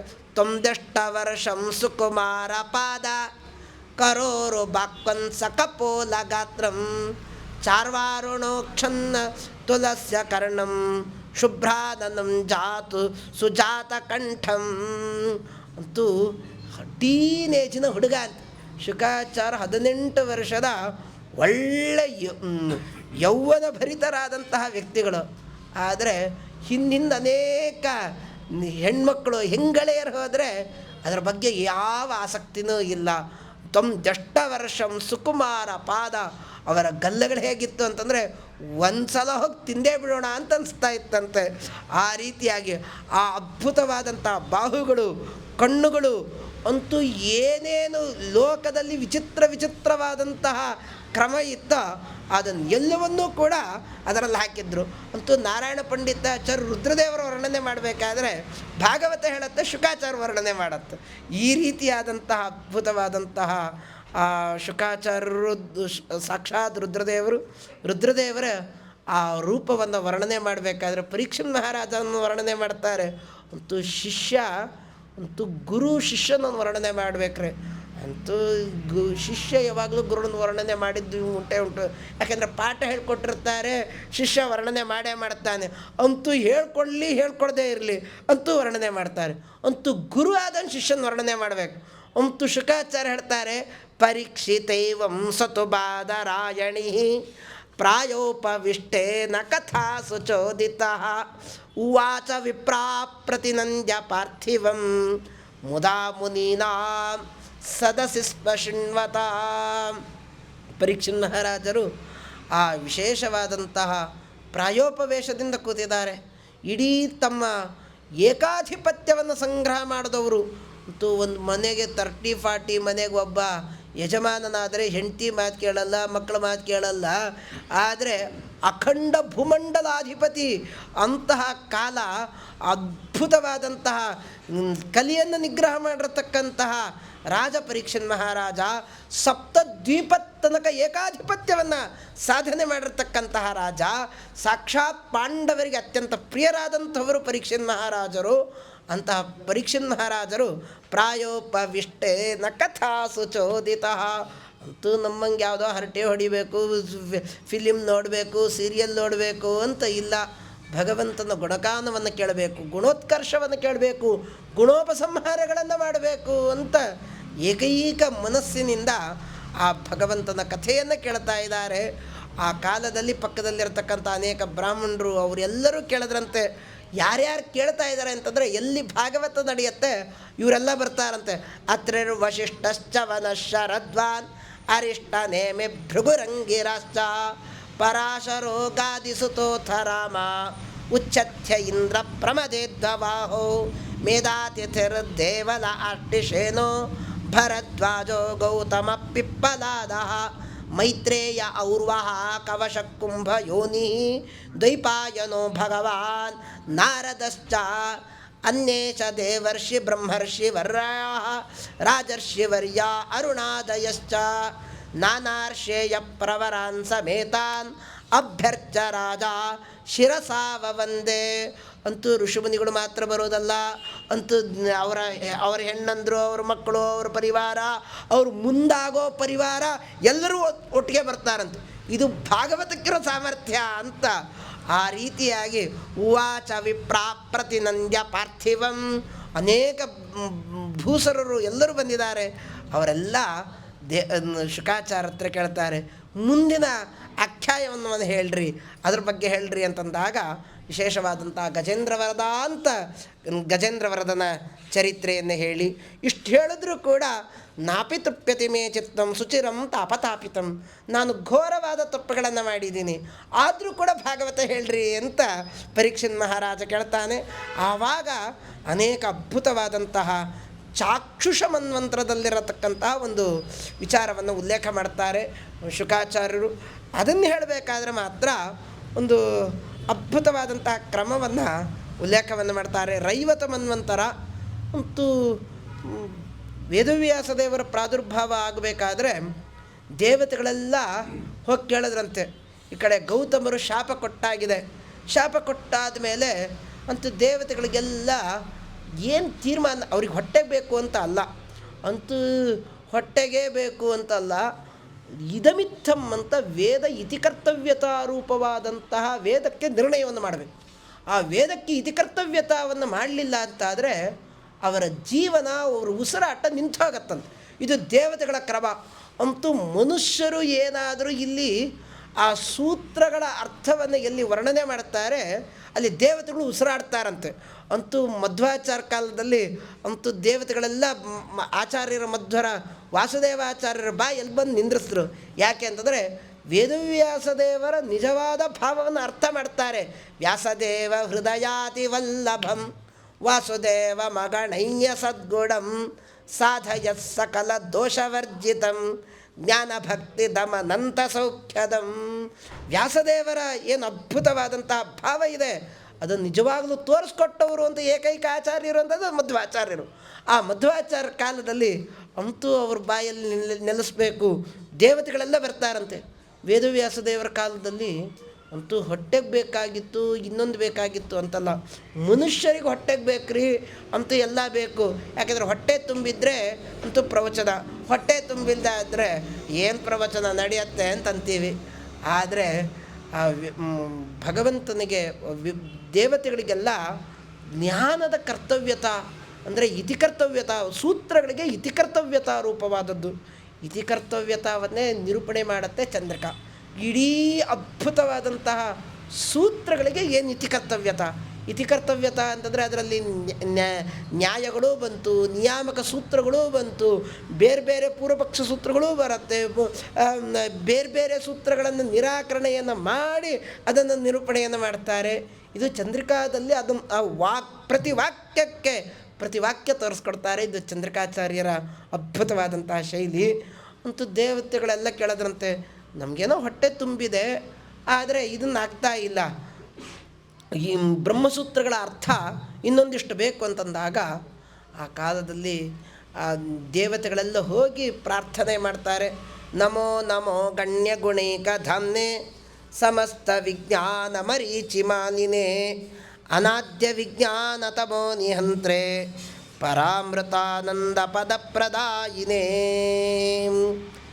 ಭಾಗವತದಲ್ಲಿ ಮಾತ್ರ ಇದು ನನ್ನ ಮಾತಲ್ಲ, ಅಂತೂ ಗುರುಗಳು ಆಡಿಸುವ ಮಾತು ಏನಂತಂದರೆ, ಚಾಕ್ಷುಷ ಮನ್ವಂತರದಲ್ಲಿ ಭಾಗವತದ ಅಷ್ಟಮಸ್ಕಂದದಲ್ಲಿ ಆಡಬೇಕಾದ್ರೆ ಚಾಕ್ಷುಷ ಮನ್ವಂತರದಲ್ಲಾದಂಥ ಕಥೆ. ಆದರೆ ದೇವತೆಗಳೆಲ್ಲ ಪ್ರಾರ್ಥನೆ ಮಾಡಿದ್ದು ವೈವಸ್ವತ ಮನ್ವಂತರ. ಅಂತೂ ಇದು ಹೆಂಗಾಗತ್ತೆ ಅಂತ, ವೈವಸ್ವತ ಮನ್ವಂತರ ಈಗಿನ ಮನ್ವಂತರ, ಚಾಕ್ಷುಷ ಮನ್ವಂತರ ತುಂಬ ಹಳೆಯದು. ಸ್ವಯಂಭುವ, ಸಾರೋಚಸ, ವೈವಸ್ವತ, ಚಾಕ್ಷುಷ, ರೈವತ, ಚಾಕ್ಷುಷ, ಅದಾದಮೇಲೆ ಎರಡು ಮನ್ವಂತರ, ಆದಮೇಲೆ ವೈವಸ್ವತ. ಆದರೆ ದೇವತೆಗಳೆಲ್ಲ ಪ್ರಾರ್ಥನೆ ಮಾಡಿದ್ದು ವೇದವ್ಯಾಸ ದೇವರನ್ನು ವರ್ಣನೆ ಮಾಡಬೇಕಾದ್ರೆ ವೈವಸ್ವತ ಮನ್ವಂತರದ್ದು. ಆದರೆ ಭಾಗವತ ಹೇಳುತ್ತೆ ಅದು ಚಾಕ್ಷುಷ ರೈವತ ಮನ್ವಂತರದ್ದು ಅಂತ. ಹೀಗೆ ಅದರ ಉಲ್ಲೇಖಗಳನ್ನೆಲ್ಲ ಮಾಡ್ತಾ ಕೊನೆಗೆ ಅದರ ಅಭಿಪ್ರಾಯ ಇಷ್ಟೇ. ಮತ್ತು ಸಮುದ್ರ ಮಥನ ನಡೆದಿದ್ದು ಅದು ವಿಶೇಷವಾದಂತಹ ಚಾಕ್ಷುಷ ಮನ್ವಂತರ. ಆದರೆ ಮುಂದಿಂದೆಲ್ಲ ವೇದವ್ಯಾಸ ದೇವರು ವರ್ಣನೆ ಮಾಡಬೇಕಾದ್ರೆ ದೇವತೆಗಳು ಪ್ರಾರ್ಥನೆ ಮಾಡ್ತಾರಲ್ಲ, ಅದು ವೈವಸ್ವತ ಮನ್ವಂತರದಲ್ಲೇ ಆಗಿರತಕ್ಕಂಥದ್ದು. ವೈವಸ್ವತ ಮನ್ವಂತರದಲ್ಲೂ ಒಂದು ಸಮುದ್ರ ಮಥನ ಆಗಿದೆ, ಅಂತೂ ಇದರಲ್ಲೂ ಹಾಗಾಗಿದೆ ಅಂತ ಉಲ್ಲೇಖಗಳನ್ನು ಮಾಡ್ತಾ ದೇವತೆಗಳೆಲ್ಲ ಹೋಗಿ ಪ್ರಾರ್ಥನೆ ಮಾಡಿದ್ರಂತೆ. ಕ್ಷೀರ ಸಮುದ್ರಶಾಹಿ ಆದಂಥ ಪರಮಾತ್ಮನನ್ನು ಪ್ರಾರ್ಥನೆ ಮಾಡಿದಾಗ ಯಾಕೆ ಏನು ಅಂತಂದಾಗ, ಇಲ್ಲ, ಬಲಿಚಕ್ರವರ್ತಿ ತನ್ನ ಸಾಮರ್ಥ್ಯದಿಂದ ಇಡೀ ಸ್ವರ್ಗಾಧಿಪತ್ಯವನ್ನು ಪಡೆದಿದ್ದಾನೆ, ಆದರೆ ನಮ್ಗೆ ಯಾರಿಗೂ ಸಾಮರ್ಥ್ಯ ಇಲ್ಲ, ನಮಗಿನ್ನೂ ಕೂಡ ಶಕ್ತಿ ಇಲ್ಲ. ದೇವತೆಗಳು ನಾವೆಲ್ಲ ಅಜರಾಮರರು, ನಮಗೆ ಯಾವುದಕ್ಕೂ ಮರಣ ಇಲ್ಲ, ಆದರೆ ಸಾಮರ್ಥ್ಯ ಇಲ್ಲ ಅಂತಂದಾಗ ಕೊನೆಗೆ ಪರಮಾತ್ಮ ತಾನು ಆ ಬಲಿ ಜೊತೆಗೆ ಸಂಧಾನ ಮಾಡಿಕೊಳ್ಳ್ರಿ, ಸಂಧಾನ ಮಾಡಿಕೊಂಡು ಸಮುದ್ರ ಮಥನ ಮಾಡಿರಿ ಅಂತ ಅದನ್ನೆಲ್ಲ ಉಲ್ಲೇಖಗಳನ್ನು ಮಾಡ್ದ ಅಂತ ಹೇಳಿ ಕೊನೆಗೆ ಅಹಿಮೂಷಕವದ್ದೇವಾಹ ಅಂತ ಒಂದು ಮಾತನ್ನು ಉಲ್ಲೇಖ ಮಾಡ್ತಾರೆ. ಅಹಿಮೂಷಕವದ್ದೇವಾಹ ಸತಿ ಕಾರ್ಯಾರ್ಥ ಗೌರವೇ. ಆ ಪರಮಾತ್ಮನ ಆ ವಿಚಿತ್ರವಾದಂತಹ ವ್ಯಾಪಾರ. ಈ ಸಂದರ್ಭದಲ್ಲಿ ವಾದರಾಜ ಸ್ವಾಮಿಗಳವರು ಒಂದು ಟ್ವಿಸ್ಟ್ ಮಾಡ್ತಾರೆ. ಎಂಥ ಟ್ವಿಸ್ಟ್ ಮಾಡ್ತಾರೆ ಅಂತಂದರೆ, ಅನಾದ್ಯ ವಿಜ್ಞಾನ ತಮೋ ನಿಹಂತ್ರೆ ಪರಾಮೃತಾನಂದ ಪದ ಪ್ರದಾಯಿನೇ. ಅನಾದಿಯಾದಂತಹ ಅಜ್ಞಾನ ಇದೆ. ಅಜ್ಞಾನವನ್ನೇ ನಾಶ ಮಾಡ್ತಿರ್ಬೇಕಾದ್ರೆ ಇದೇನು ಗೌತಮರ ಕೊಟ್ಟ ಶಾಪ, ಇದು ಸಾದಿಯಾದದ್ದು, ಈಗ ತಾನೇ ಹುಟ್ಟಿದ್ದು, ಇದೇನು ನಾಶ ಮಾಡಲ್ಲ ಅಂತ. ಏನು ಅನಾದಿ ಅಜ್ಞಾನ ಅಂದರೆ ಏನು ಅಂತಂದರೆ, ವ್ಯಾಸರಾಜ ಗುರು ಸಾರ್ವಭೌಮರು ನ್ಯಾಯಾಮೃತದಲ್ಲಿ ಒಂದು ಉಲ್ಲೇಖ ಮಾಡ್ತಾರೆ.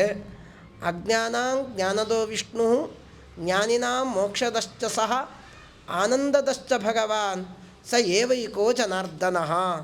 ಇದು ಅನುವ್ಯಾಖ್ಯಾನದಲ್ಲಿ ಶ್ರೀಮದಾಚಾರ್ಯರು ಉಲ್ಲೇಖ ಮಾಡತಕ್ಕಂಥ ಅದ್ಭುತವಾದಂಥ ಕ್ರಮ. ಅಜ್ಞಾನಿಗಳಿಗೆ ಜ್ಞಾನವನ್ನು ನೀಡತಕ್ಕಂಥವನು ಪರಮಾತ್ಮ, ಜ್ಞಾನಿಗಳಿಗೆ ಮೋಕ್ಷವನ್ನು ಕೊಡ್ತಾನೆ, ಅದು ಪರಮಾತ್ಮನೇನೆ. ಯಾರು ಮುಕ್ತರಾಗಿರ್ತಾರೆ, ಮುಕ್ತರಾದಂಥವರಿಗೆ ಆನಂದವನ್ನು ಕೊಡತಕ್ಕಂಥವನು ಒಬ್ಬನೇ, ಅದು ಒಬ್ಬನೇ ಪರಮಾತ್ಮ. ಸ ಏವೈಕಃ ಜನಾರ್ದನಃ ಅಂತ ಉಲ್ಲೇಖಗಳನ್ನು ಮಾಡಿ, ಈ ಅಜ್ಞಾನ ಅಂದರೆ ಏನು ಅಂತೂ ನಮಗೆಲ್ಲ ಮೇಲ್ಗಡೆ ಕಾಣ್ತಾ ಇರೋದೆಲ್ಲ ಇದು ಸ್ಥೂಲ ದೇಹ. ಈ ಸ್ಥೂಲ ದೇಹದಲ್ಲಿ ಅಂತೂ ಏನಾದರೂ ಸಾಧನೆ ಮಾಡಬೇಕು. ಸಾಧನೆ ಎಲ್ಲ ಆದಮೇಲೆ ಒಳಗೆ ಇನ್ನರ್ಮೋಸ್ಟ್ ಆವರಣ ಅಂತ ಒಂದು ಆವರಣ ಇದೆ, ಅದು ಇಚ್ಛಾವರಣ ಅಂತ ಕರೀತಾರೆ. ಅದಕ್ಕೊಂದು ಒಳ್ಳೆ ರಾಘವೇಂದ್ರ ಸ್ವಾಮಿಗಳವರು ಒಂದು ಒಳ್ಳೆ ದೃಷ್ಟಾಂತ ಕೊಡ್ತಾರೆ. ಅದು ಹೆಂಗಿತ್ತು ಅಂತಂದರೆ, ಹಳೆ ಕಾಲದಲ್ಲಿ ಸ್ವಾಮಿಗಳವರು ಉತ್ತರ ಕೊಡೋರು ಅಂತೂ ಅಂತೂ ಈ ಹಳೆ ಕಾಲದಲ್ಲಿ ಅಜ್ಜಿ ಹತ್ರ ಹೋಗಿ ಏನಾದರೂ ದುಡ್ಡು ಕೊಡು ಅಂತಂದರೆ ಒಂದು ಡಬ್ಬಿ ತೆಗಿತಿದ್ಲು. ಆ ಡಬ್ಬಿ ಒಳಗೆ ಒಂದು ಬಟ್ಟೆ ಗಂಟು ಕಟ್ತಿದ್ಲು. ಆ ಗಂಟು ಇನ್ನೊಂದು ಯಾವುದೋ ಬಟ್ಟೆ ಗಂಟು, ಅದರಲ್ಲಿ ಒಂದು ನಾಣ್ಯ ತೊಗೊಂಡು ಹೋಗಿ ಬಿಡಿ ಕಾಸು ಅಂತ ಕೊಡೋಳು. ಹಾಗೆ ಈ ಜೀವನದಲ್ಲೂ ಸ್ಥೂಲ ದೇಹ, ಅದರ ಒಳಗೆ ಅದ್ಭುತವಾದಂತಹ ಅನಿರುದ್ಧ ಶರೀರ, ಪ್ರದ್ಯುಮ್ನ ಶರೀರ, ಅನೇಕ ಆವರಣಗಳಿದೆ. ಕೊನೆಗೆ ಲಿಂಗದೇಹ ಇದೆ. ಆ ಲಿಂಗದೇಹವನ್ನು ತ್ಯಾಗ ಮಾಡಿದರೂ ಕೂಡ ಅಜ್ಞಾನ ನಾಶ ಆಗಲ್ಲಂತೆ. ಆನಂದ ಮಾತ್ರ ವಪುಷಾಂ ತದನುಭವರಹಿತ. ರಾಘವೇಂದ್ರ ಸ್ವಾಮಿಗಳವರು ಉಲ್ಲೇಖ ಮಾಡಬೇಕಾದ್ರೆ ಅಂತೂ ತ್ಯಕ್ತ ಲಿಂಗಾನ, ಲಿಂಗದೇಹವನ್ನು ತ್ಯಾಗ ಮಾಡುತ್ತಾರೆ ಬ್ರಹ್ಮದೇವರು, ಆದರೆ ಆನಂದ ಮಾತ್ರ ವಪುಷಾಂ, ಆನಂದದ ದೇಹ ಉಳ್ತಾರೆ, ಆನಂದ ಅನುಭವ ಆಗದು. ಇದಕ್ಕೆ ಒಳ್ಳೆ ದೃಷ್ಟಾಂತವನ್ನು ಸುಶೀಲೇಂದ್ರ ಸ್ವಾಮಿಗಳವರು ಕೊಡೋರಂತೆ. ಏನು ಅಂತಂದರೆ, ಅಂತೂ ಒಳ್ಳೆ ಹೋಳಿಗೆ ಊಟ ಹಾಕಿರ್ತಾರೆ ನೋಡ್ರಿ, ಅಂತೂ ಶುಗರ್ ಪೇಷಂಟು ಒಳ್ಳೆ ಹೋಳಿಗೆ ಹಾಕಿರ್ತಾರೆ, ಸೀಕರಣೆ ಹಾಕಿರ್ತಾರೆ, ಅಂತೂ ಪಕ್ಕದಲ್ಲಿರೋ ಹೆಂಡತಿ ಹೇಳ್ತಿರ್ತಾಳೆ, ಶುಗರ್ ಜಾಸ್ತಿ ಆಗತ್ತೆ ನೋಡ್ರಿ, ವಿಚಾರ ಮಾಡಿರಿ, ಅಂತೂ ತಿಂದರೆ ನನಗೆ ಕಷ್ಟ ಅಂತ. ಅದೇ ರೀತಿಯಾಗಿ ಆನಂದ ಮಾತ್ರ ವಪುಷಂ, ಒಳ್ಳೆ ಆನಂದದ ದೇಹ, ಆದರೆ ಆನಂದದ ಅನುಭವ ಇಲ್ಲ. ಆನಂದದ ಅನುಭವ ಯಾವಾಗತ್ತೆ ಅಂತಂದರೆ ಇಚ್ಛಾವರಣ ನಾಶ ಆದಾಗ ಮಾತ್ರ. ಇಚ್ಛಾವರಣವನ್ನು ನಾಶ ಇಲ್ಲ, ಅದಕ್ಕೆ ಅಪಸರಣ ಅಂತ ಕರೀತಾರೆ. ಇಚ್ಛಾವರಣ ಅಪಸರಣ ಆಯಿತು ಅಂತ ಆದರೆ ವಾಸುದೇವರೂಪಿ ಪರಮಾತ್ಮ ಆ ಜೀವರಾಶಿಗಳಲ್ಲಿರತಕ್ಕಂತಹ ಜ್ಞಾನವನ್ನು, ಆನಂದವನ್ನು, ಅಭಿವೃದ್ಧಿಯನ್ನು ಮಾಡ್ತಾನೆ. ಆವಾಗ ಚಿದಾನಂದಾತ್ಮಕರು ಜೀವರು ಅಂತ ಕರೀತಾರೆ. ಅಂತೂ ಪರಮಾತ್ಮನಿಗೂ ನಮಗೂ ವ್ಯತ್ಯಾಸ ಇಷ್ಟೇ, ಅವನು ನಿರ್ದಿಷ್ಟ, ನಾವು ದೋಷಯುಕ್ತರು ಅಂತ ಈ ರೀತಿಯಾಗಿ ಚಂದ್ರಿಕಾದಲ್ಲಿ ಅಸ್ಪೃಷ್ಟ ದೋಷಗಂಧಾಯ ಕಲ್ಯಾಣ ಗುಣಸಿಂಧವೇ ಅಂತ ಉಲ್ಲೇಖಗಳನ್ನು ಮಾಡ್ತಾ, ಈ ರೀತಿಯಾಗಿ ಅಂತೂ ಪರಮಾತ್ಮ ಅನಾದ್ಯ ವಿಜ್ಞಾನ ತಮೋನಿಹಂತ್ರೆ, ಅನಾದಿಯಾದಂತಹ ಜೀವನ ಜೊತೆಯಲ್ಲಿರ್ತಕ್ಕಂಥ ಅಜ್ಞಾನವನ್ನೇ ನೀನು ನಾಶ ಮಾಡ್ತೀಯ ಅಂದಮೇಲೆ ಇದು ಗೌತಮರ ಶಾಪ ಏನಿದೆ ಇದು ಸಾದಿಯಾದದ್ದು, ಇದನ್ನೇನು ನಾಶ ಮಾಡಲ್ಲ ಅಂತ ವಾದರಾಜ ಸ್ವಾಮಿಗಳವರು ಉಲ್ಲೇಖಗಳನ್ನು ಮಾಡ್ತಾ, ಈ ರೀತಿಯಾಗಿ ಅನಾದ್ಯ ವಿಜ್ಞಾನ ತಮೋ ನಿಹಂತ್ರೆ ಪರಾಮೃತ ನಂದ ಪದ ಪ್ರದಾಯಿನೇ ಅಂತ ಕೊನೆಗೆ ಬಲಿ ಜೊತೆಗೆ ಸಂಧಾನ ಮಾಡ್ತಾರೆ. ಸಂಧಾನ ಎಲ್ಲ ಆದಮೇಲೆ ಅಹಿಮೂಷಕವದ್ದೇವಾಹ ಸತಿ ಕಾರ್ಯಾರ್ಥ ಗೌರವೇ. ಅಹಿಮೂಷಕವದ್ದೇವಾಹ ಅಂತಂದರೆ ಒಂದು ಕಥೆಯನ್ನು ಪರಮಾತ್ಮ ಹೇಳಿದಂತೆ, ಒಂದು ಇಲಿ ಮತ್ತು ಹಾವಿನ ಕಥೆ ಹೇಳ್ದ ಅಂತ. ಯಾಕೆ ಇಲಿ ಹಾವಿನ ಕಥೆ ಹೇಳ್ದ ಅಂತಂದರೆ ಅದಕ್ಕೆ ವಾದರಾಜ ಸ್ವಾಮಿಗಳವರು ಬೇರೆ ಬೇರೆ ವ್ಯಾಖ್ಯಾನಕಾರರು ಒಂದು ಉಲ್ಲೇಖ ಮಾಡ್ತಾರೆ. ದೇವತೆಗಳು ಪರಮಾತ್ಮನಿಗೆ ಅತ್ಯಂತ ಪ್ರೀತ್ಯಾಸ್ಪದರು. ಅವರಿಗೆ ಕಷ್ಟಗಳು ಬರುತ್ತೆ, ಆ ಕಷ್ಟಗಳನ್ನು ಪರಿಹಾರ ಮಾಡತಕ್ಕಂಥವನು ಅದು ಪರಮಾತ್ಮ. ಅದನ್ನೆಲ್ಲವನ್ನೂ ಕೂಡ ಅಹಿಮೂಷಕವದ್ದೇವಾಹ ಸತಿ ಕಾರ್ಯಾರ್ಥ ಗೌರವೇ. ಒಬ್ಬ ಹಾವಾಡಿಗನ ಹತ್ರ ಬುಟ್ಟಿಯಲ್ಲಿ ಹಾವಿತ್ತು, ಇಲಿ ಹಾಕದ ಅದರ ಆಹಾರಕ್ಕಾಗಿ. ಅಂತೂ ಇಲಿ ಮತ್ತು ಹಾವು ಮಾತಾಡ್ಲಿಕ್ಕೆ ಪ್ರಾರಂಭ ಮಾಡ್ಕೊಂಡು ಬಂತು. ಎರಡೂ ವೈರ ಪ್ರಾಣಿಗಳು, ಭಾರೀ ವೈರ. ಅವ್ನು ಒಂದು ಕಂಡ್ರೆ ಒಂದು ಆಗಲ್ಲ. ಆದರೆ ಈ ಹಾವು ಹೇಳುತ್ತಂತೆ, ಇಲಿ ದೇವ ಇನ್ನು ಭಾರೀ ಸಾಮರ್ಥ್ಯ ಇದೆ, ದೇವ್ರು ಎಂಥ ಸಾಮರ್ಥ್ಯ ಕೊಟ್ಟಿದ್ದಾನೆ ಅಂತಂದರೆ ಅದನ್ನು ವರ್ಣನೆ ಮಾಡಲಿಕ್ಕೆ ಸಾಧ್ಯ ಇಲ್ಲ, ಅಂಥ ಸಾಮರ್ಥ್ಯ ಕೊಟ್ಟಿದ್ದಾನೆ. ನೀನು ಈ ಮೇಲ್ಗಡೆ ಬುಟ್ಟಿ ಇದೆಯಲ್ಲ, ಆ ಬುಟ್ಟಿಯನ್ನು ಕೊರಿ, ಎಂತೆಂಥ ಗೋಡೆಗಳನ್ನೇ ಕೊರಿತೀಯಂತೆ, ಇದೇನು ದೊಡ್ಡದಲ್ಲ, ಆದ್ದರಿಂದ ಕೊರಿ ಅಂತೇಳು. ಆದರೆ ಇಲ್ಲಿ ಹೇಳ್ತಂತೆ, ನಾನು ಪುಟ್ಟ ಹುಡುಗ, ನಾನೇನು ಕೊರಿತೀನಿ, ನನಗೇನು ಮಾಡ್ಲಿಕ್ಕೆ ಸಾಧ್ಯ. ಕೊನೆಗೆ ಮೇಲ್ಗಡೆ ಏನು ರಂಧ್ರ ಇತ್ತೋ ರಂಧ್ರವನ್ನು ಕೊರಿಲಿಕ್ಕೆ ಪ್ರಾರಂಭ ಮಾಡ್ತಂತೆ. ಅಲ್ಲ, ರಂಧ್ರ ಕೊರಿಬೇಕಾದ್ರೆ ನನಗೆ ಹೈಟ್ ಬೇಕು. ಅವಾಗ ಹಾವು ಹೇಳುತ್ತಂತೆ, ನಾನು ಮೇಲೆ ಕುತ್ಕೊಳ್ತೀನಿ, ಮೇಲೆ ಕುತ್ಕೊಂಡು ನೀನು ಕೊರಿ ಅಂತ. ಇಲಿ ಅಂತಂತೆ, ನನಗಿಂಥ ಅವಕಾಶ ಎಲ್ಲಿ ಬಂತು. ಅಂತೂ ಹಾವಿನ ಹೊಟ್ಟೆ ಒಳಗೆ ಸೇರ್ಕೊಂಡು ಅಭ್ಯಾಸ ಇತ್ತು, ಹಾವು ತಲೆ ಮೇಲೆ ನೆಂದು ನಿಂತಿಲ್ಲ ಅಂತ. ಕೆಲವರೆಲ್ಲ ನಿಂದಿರ್ತಿರ್ತಾರೆ ನೋಡ್ರಿ. ಅಂತೂ ಹಾವು ಮೇಲೆ ನಿಂತ್ಕೊಂಡು ನರ್ತನ ಮಾಡೋದು ಅಂದರೆ ಭಾರಿ ಕಷ್ಟ. ಅಂತೂ ಪರಮಾತ್ಮ ಮಾಡಿದ್ದ ಅಭ್ಯಾಸ ಹಾವು ಅಂತಂತೆ, ನಾನು ಒಂದು ಸಲ ನರ್ತನ ಮಾಡಿಬಿಡೋಣ ಅಂತ. ಅಂತೂ ಕೃಷ್ಣ ಪರಮಾತ್ಮ ನರ್ತನ ಮಾಡಿದ್ದು ಗೊತ್ತಿದೆ, ನಾನು ನರ್ತನ ಮಾಡಿಲ್ಲ ಅಂತ ತಾನು ನರ್ತನ ಮಾಡ್ತಂತೆ. ಕೊನೆಗೆ ಹಾವು ಭಾರಿ ಇಲಿಗೆ ಸಂತೋಷ ಆಯಿತು, ಮೇಲೆ ಹೋಯ್ತು, ಕೊರಿತು, ಕೆಳ ಬಂದು ಇಳಿತಂತೆ. ಅಂತೂ ಇಳಿದ ಮೇಲೆ ಹಾವು ಅಂತಂತೆ, ಇನ್ಯಾಕೆ ನಾನು ಬಿಡ್ತೀನಿ, ನಾನು ನಿನ್ನ ಹೊಟ್ಟೆ ಒಳಗೆ ಹಾಕ್ಕೊಂಡೆ ನಾನು ಹೊರಗೆ ಹೋಗ್ತೀನಿ ಅಂತ. ಇದು ಅಹಿಮೂಷಕವದ್ದೇವಾಹ ಸತಿ ಕಾರ್ಯಾರ್ಥ ಗೌರವೇ. ಅಂತೂ ಈ ಪ್ಲ್ಯಾನನ್ನು ಪರಮಾತ್ಮ ಹೇಳ್ಕೊಟ್ಟ. ಇದು ಯಾಕೆ ಹೇಳ್ಕೊಟ್ಟ? ಪರಮಾತ್ಮ ಪಾರ್ಶಾಲಿಟಿ ಮಾಡಿದ್ದಲ್ವ. ಅಂತೂ ದೇವತೆಗಳಿಗೆ ದಾನವರಿಗೆ ಮಾಡಿದ ತಪ್ಪಲ್ಲ ಅಂತ. ಅವನಿಗೆ ವೈಷಮ್ಯ ಇಲ್ಲ, ಅವನಿಗೆ ನೈರ್ಘಣ್ಯ ಇಲ್ಲ ಅಂತ ಲೋಕದಲ್ಲೆಲ್ಲ ಉಲ್ಲೇಖ ಮಾಡ್ತೀವಿ. ಪರಮಾತ್ಮನಿಗೆ ವೈಷಮ್ಯ ನೈರ್ಘಣ್ಯಗಳನ್ನು ಮಾಡ್ದ ಅಂತಂದರೆ ಅದಕ್ಕೆ ಅನೇಕ ಜ್ಞಾನಿ ವರೇಣ್ಯರು ಉಲ್ಲೇಖ ಮಾಡ್ತಾರೆ. ಅಂತೂ ಪರಮಾತ್ಮನಿಗೆ ಅತ್ಯಂತ ಪ್ರೀತ್ಯಾಸ್ಪದರಾದಂಥವರು ದೇವತೆಗಳು. ಅವರು ಏನು ಮಾಡಿದ್ರೂ ಚಂದ. ಅದಕ್ಕೆ ಜಗನ್ನಾಥದಾಸರು ಹೇಳ್ತಾರೆ, ಅವನಿಗೆ ಬೇಕಾದವರು ಏನು ಮಾಡಿದ್ರೂ ಚಂದ. ಅಂತೂ ಬೇಡದೇವ್ರು ಏನಾದರೂ ಮಾಡಿದ್ರೆ ಅಂತೂ ಅದನ್ನು ಅವ್ರು ಬೇರೆಯವರು ನಿಂದಾಸ್ತುತಿ ಮಾಡಿದ್ರೆ ಅದು ನಿಂದೆ ಮಾಡ್ತಾನಂತೆ ಅವ್ರಿಗೆ. ಆದರೆ ಯಾರು ನಿಂದಾಸ್ತುತಿಯನ್ನು ಭಕ್ತರು ನಿಂದಾಸ್ತುತಿ ಮಾಡಿದ್ರೆ ಅವನು ನನ್ನ ಭಕ್ತ, ಅವನು ಎಷ್ಟೇ ನಿಂದನೆ ಮಾಡಲಿ ಅವನಿಗೆ ಅನುಗ್ರಹ ಮಾಡ್ತೀನಿ ಅಂತ. ಇದು ಪರಮಾತ್ಮನ ಸಂಕಲ್ಪ, ನಿಮ್ಮ ಸಂಕಲ್ಪ ಅಲ್ಲ. ಆದರೆ ಪರಮಾತ್ಮನಿಗೆ ಅತ್ಯಂತ ಪ್ರೀತ್ಯಾಸ್ಪದರಾದಂಥವರು ದೇವತೆಗಳು. ದೇವತೆಗಳಾದ್ದರಿಂದಲೇ ಅವರ ಮಾತುಗಳನ್ನು ಹೇಳಿ ನೀವು ಕೂಡ ಬಲಿ ಜೊತೆಗೆ ಸಂಧಾನ ಮಾಡಿಕೊಳ್ಳ್ರಿ. ಬಲಿನ ಸಂದಧಾನ ಅಂತ ಬಲಿ ಜೊತೆಗೆ ಸಂಧಾನ ಮಾಡಿಕೊಂಡು ವಿಶೇಷವಾದಂತಹ ರೀತಿಯಲ್ಲಿ ಸಮುದ್ರ ಮಥನ ನಡೀಲಿ. ಸಮುದ್ರ ಮಥನ ನಡೆದಾಗ ಅನೇಕ ಪದಾರ್ಥಗಳು ಹೊರಗೆ ಬಂತು. ಮೊದಲು ವಿಷ ಬಂತು, ಇನ್ನೇನೇನೋ ಬಂತು. ಅಂತೂ ಕೊನೆಗೆ ಅಮೃತನೂ ಬಂತು, ಅಮೃತಪಾನನೂ ಮಾಡಿದ್ರು. ಅಮೃತಪಾನ ಎಲ್ಲ ಆದಮೇಲೆ ದೇವತೆಗಳಂತಾರೆ, ಏನಂಥ ವಿಚಿತ್ರವಾದದ್ದು ಅಂತ. ಯಾಕೆ ಅಂತಂದರೆ ಎಲ್ಲ ಮಾಡಿದ್ದು ಅಜಿತನಾಮಕ ಪರಮಾತ್ಮ. ಅಜಿತನಾಮಕ ಪರಮಾತ್ಮನೇನೆ ಸಾಕ್ಷಾತ್ತಾಗಿ ಕೂರ್ಮನಾಗಿ ವಿಶೇಷವಾದಂತಹ ಅವನೇ ಧನ್ವಂತರಿಯಾದ. ಧನ್ವಂತರಿ ಆದಮೇಲೆ ಮೋಹಿನಿ ಆದಮೇಲೆ ಅನುಗ್ರಹವನ್ನು ಮಾಡ್ದ. ಈ ರೀತಿಯಾದಂತಹ ಕ್ರಮ ಅದು ಪರಮಾತ್ಮನದ್ದು ಅಂತ ಅದರ ವಿಶೇಷವಾದಂತಹ ನಿರೂಪಣೆ ಅಷ್ಟಮಸ್ಕಂದದಲ್ಲಿದೆ. ಮುಂದೆ ಅದಾದ ಮೇಲೆ ಕೇಳ್ತಾಳೆ ದೇವಮಾತೆಯಾದಂತಹ ಕೇಳ್ತಾಳೆ, ಅಲ್ಲ ನನ್ನ ಮಕ್ಕಳೆಲ್ಲ ಅಮೃತಪಾನ ಮಾಡಿದ್ರು, ಎಲ್ಲ ಮಾಡಿದ್ರು. ಕಶ್ಯಪರ ಹೆಂಡತಿ ಕೇಳ್ತಾಳೆ, ಅಂತೂ ನನ್ನ ಮಕ್ಕಳಿಗೆ ಮಾತ್ರ ಸ್ವರ್ಗಾಧಿಪತ್ಯನೇ ಸಿಗಲಿಲ್ಲಲ್ಲ ಅಂತಂದಾಗ ಅವಾಗ ಒಂದು ವ್ರತವನ್ನು ಮಾಡಿರಿ ಅಂತಂದಾಗ ಅದಕ್ಕೆ ಪಯೋವ್ರತ ಅಂತ ಕರೀತಾರೆ. ಆ ಪಯೋವ್ರತವನ್ನು ಮಾಡಿದಾಗ ವಾಮನ ರೂಪಿ ಪರಮಾತ್ಮ ತಾನು ಪ್ರಾದುರ್ಭೂತನಾಗಿ ಇಡೀ ಅದ್ಭುತವಾದಂತಹ ಈ ಜಗತ್ತನ್ನು ತನ್ನ ವಶ ಅಂತೂ ಅವನು ಎಷ್ಟು ಇದ್ದ ಅಂತ ವಾಮನ ಪುರಾಣ ಉಲ್ಲೇಖ ಮಾಡುತ್ತೆ, ಭಾಗವತ ಉಲ್ಲೇಖ ಮಾಡಲ್ಲ. ಅಂತೂ ಒಂದು ಚಿಕ್ಕ ಸ್ಕೇಲ್ ತೊಗೊಂಡ್ರು, ಮಕ್ಕಳಿಗೆ ಸ್ಕೇಲ್ ಕೊಡಿದ್ರು 15 ಸೆಂಟಿಮೀಟ್ರ್ ಇರುತ್ತೆ ರೀ. ಆದರೆ ಅವನ ಕಾಲು ಎಷ್ಟಿತ್ತು ಅಂತಂದ್ರೆ 5 ಸೆಂಟಿಮೀಟ್ರ್ ಅಂತ, 5 ಸೆಂಟಿಮೀಟ್ರ್ ಇರತಕ್ಕಂಥ ಕಾಲು. ಅಂತೂ ಎಲ್ಲಿ ಭರೂಚ್ ಹತ್ರ ಹೋಗಬೇಕು. ಇವತ್ತು ಭೃಗುಕಚ್ಛ ಅಂತ ಅದನ್ನು ಕರೀತಾರೆ. ಭರೂಚ್ ಅಂತ ಏನು ಕರೀತಾರೆ, ನರ್ಮದಾ ತೀರ. ಅಂತೂ ಅವನು ಭಾದ್ರಪದ ಮಾಸದ ಶುಕ್ಲ ಪಕ್ಷದ ದ್ವಾದಶಿ ದಿವಸ ಪ್ರಾದುರ್ಭೂತನಾಗಿ ತಾನು ಪರಮಾತ್ಮ, ಲಕ್ಷ್ಮೀ ಪತಿಯಾದಂಥವನು ಪರಮಾತ್ಮ. ಒಬ್ಬೊಬ್ಬ ಋಷಿಮುನಿಗಳು ಒಂದೊಂದನ್ನು ಕೊಡ್ತಾರೆ. ಒಬ್ಬರು ಪುಸ್ತಕ ಕೊಟ್ಟರು, ಇನ್ನೊಬ್ಬರು ಏನೋ ಕೈಯಲ್ಲಿ ಇನ್ನೊಂದು ಕೊಟ್ಟರು, ಅಂತ ಒಬ್ಬರು ಜನಿವಾರ ಕೊಟ್ಟರು, ಅಜಿನ ಕೊಟ್ಟ, ಅದು ನಡ್ಕೊಂಡು ಹೋದ್ರಂತೆ. ದೇವತೆಗಳೆಲ್ಲ ಅಂದ್ರಂತೆ. ಅಂತೂ ದೇವತೆಗಳೆಲ್ಲ ಸಂತೋಷ ಆಯಿತು. ಅಂತೂ ಪರಮಾತ್ಮ ತಾನು ಪ್ರಾದುರ್ಭೂತನಾಗಿದ್ದಾನೆ, ನಮ್ಗೆ ಯಾವುದು ಏನನ್ನು ಕಳ್ಕೊಂಡಿದ್ದೀವೋ ಅದು ವಾಪಸ್ ಕೊಡಿಸ್ತಾನೆ, ಇದು ಪರಮಾತ್ಮನ ಸಂಕಲ್ಪ ಅಂತ. ಆದರೆ ದಾನವರೆಲ್ಲ ಅಂದ್ರಂತೆ, ಇವನೇನು ನಡ್ಕೊಂಡು ಹೋಗ್ತಾನೆ, ಅಂತೂ ಇವು ನಡ್ಕೊಂಡು ಹೋಗೋ ಜೊತೆಗೆ ಎಲ್ಲ ಕ್ಲೋಸೇ ಆಗಿರುತ್ತೆ ಅಂತ.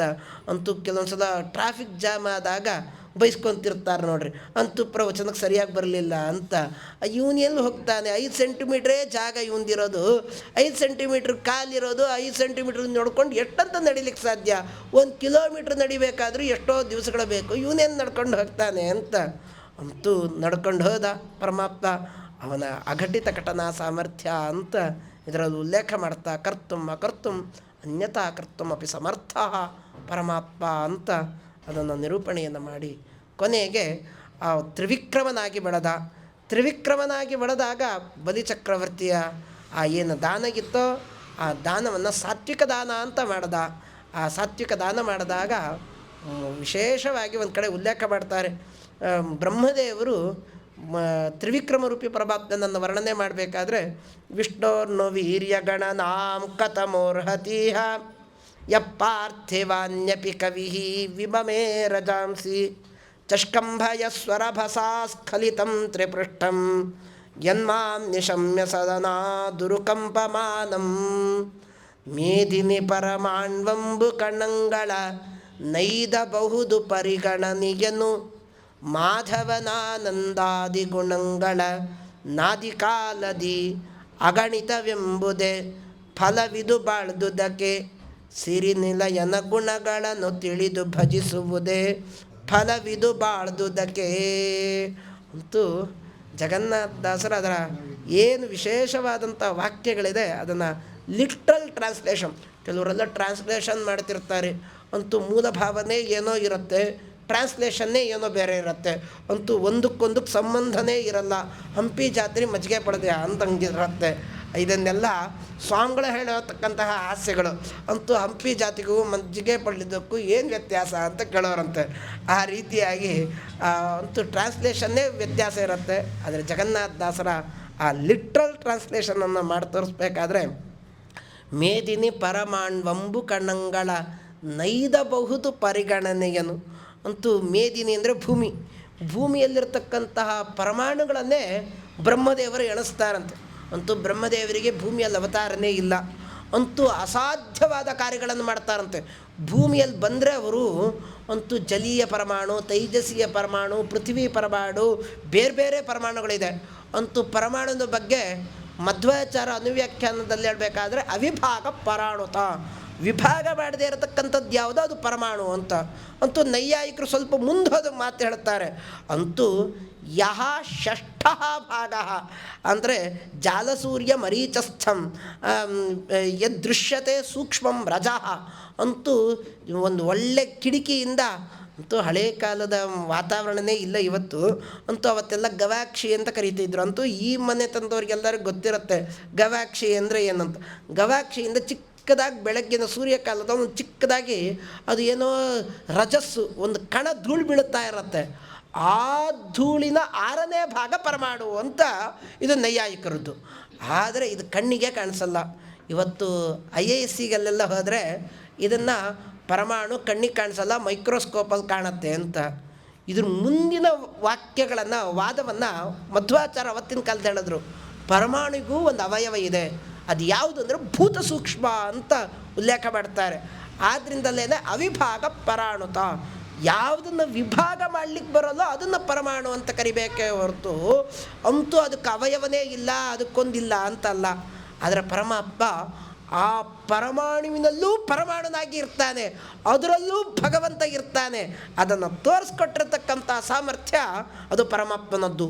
ಇಂಥ ರೂಪಗಳನ್ನು ಚಿಂತನೆ ಮಾಡ್ತಾರೆ ಬ್ರಹ್ಮದೇವರು, ವಿಶೇಷವಾದಂಥ ವಾಯುದೇವರು, ಮಧ್ವಾಚಾರ್ಯರು. ಅಂತೂ ನಮಗೆ ಪ್ರತಿಮೆಯಲ್ಲಿರ್ತಕ್ಕಂಥ ದೇವರನ್ನೇ ಕಾಣಲಿಕ್ಕೆ ಕಷ್ಟ ರೀ. ಫೋಟೋದಲ್ಲಂತೂ ಸುತರಾಮ್ ಕಾಣಲ್ಲ. ಅಂತೂ ದೊಡ್ಡ ಪ್ರತಿಮೆ ಇರುತ್ತೆ. ಅಂತೂ ಶ್ರೀನಿವಾಸ ದೇವರ ಹತ್ರ ಹೋದರೆ ಅಂತೂ ಅಕ್ಕಪಕ್ಕದಲ್ಲಿರ್ತಕ್ಕಂಥ ಜನರನ್ನು ನೋಡಂಡಿ ಪೋಂಡಿ ಪೋಂಡಿ ಪೋಂಡಿ ಅಂತಿರ್ತಾನೆ. ಅಂತೂ ನಾವು ಪೋಂಡಿ ಆಗ್ತೀವಿ. ಆದರೆ ಬ್ರಹ್ಮದೇವರ ಅದ್ಭುತವಾದಂತಹ ಸಾಮರ್ಥ್ಯ, ಅಣೋರಣೀಯಾನ್ ಮಹತೋ ಮಹೀಯಾನ್ ಅಂತ ಏನು ಶ್ರುತಿವಾಕ್ಯ ಇದೆ, ಅಂತಹ ಅಣುತರನಾದಂತಹ ಪರಮಾತ್ಮನನ್ನು ಕಾಣುವ ಸಾಮರ್ಥ್ಯ ಅದು ಬ್ರಹ್ಮದೇವರಿಗಿದೆ. ಆದ್ದರಿಂದ ಬ್ರಹ್ಮದೇವರು ಹೇಳ್ತಾರೆ, ಮೇದಿನಿ ಪರಮಾಣ್ ಒಂಬು ಕಣಂಗಳ ನೈದಬಹುದು ಪರಿಗಣನೆಯನು. ಅಂತೂ ಪರಮಾತ್ಮನ ವಿಚಿತ್ರವಾದಂಥ ರೂಪಗಳನ್ನು ಏನು ಬೇಕಾದರೂ ಪರಮಾಣುಗಳನ್ನು ಬೇಕಿದ್ದರೆ ಎಣಿಸ್ತೀನಿ. ಆದರೆ ಭಗವಂತನ ಆನಂದಾದಿ ಗುಣಗಳೇನಿದೆ ಅದನ್ನು ಅನಾದಿ ಕಾಲದಿಂದ ಎಣಿಸ್ಲಿಕ್ಕಾಗಿಲ್ಲ ಎಂಬುದನ್ನು ಉಲ್ಲೇಖಗಳನ್ನು ಮಾಡ್ತಾ, ಈ ರೀತಿಯಾಗಿ ತ್ರಿವಿಕ್ರಮನಾಗಿ ಬೆಳೆದ, ಕೊನೆಗೆ ತ್ರಿವಿಕ್ರಮನಾಗಿ ಬೆಳೆದು ಬಲಿಚಕ್ರವರ್ತಿಗೆ ಆ ಪರಮಾತ್ಮ ಅನುಗ್ರಹವನ್ನು ಮಾಡ್ತಾನೆ.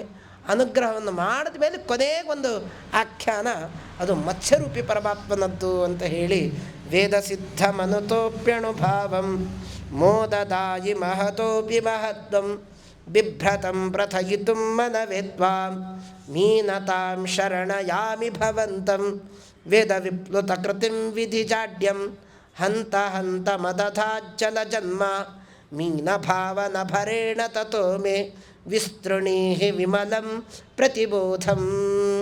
ರಾಘವೇಂದ್ರ ಸ್ವಾಮಿಗಳವರು ಇಡೀ ಮತ್ಸ್ಯಾವತಾರದ ಚರಿತ್ರೆಯನ್ನು ಉಲ್ಲೇಖ ಮಾಡ್ತಾರೆ. ಅವರು ರಾಮನನ್ನು ಪೂಜೆ ಮಾಡಬೇಕಾದ್ರೆ ರಾಘವೇಂದ್ರ ವಿಜಯದಲ್ಲಿ ಉಲ್ಲೇಖ ಮಾಡ್ತಾರೆ, ರಾಮನನ್ನು ರಾತ್ರಿ ಹೊತ್ತು ತೊಟ್ಲಲ್ಲಿ ಹಾಕಿ ತೂಗ್ತಿದ್ರಂತೆ.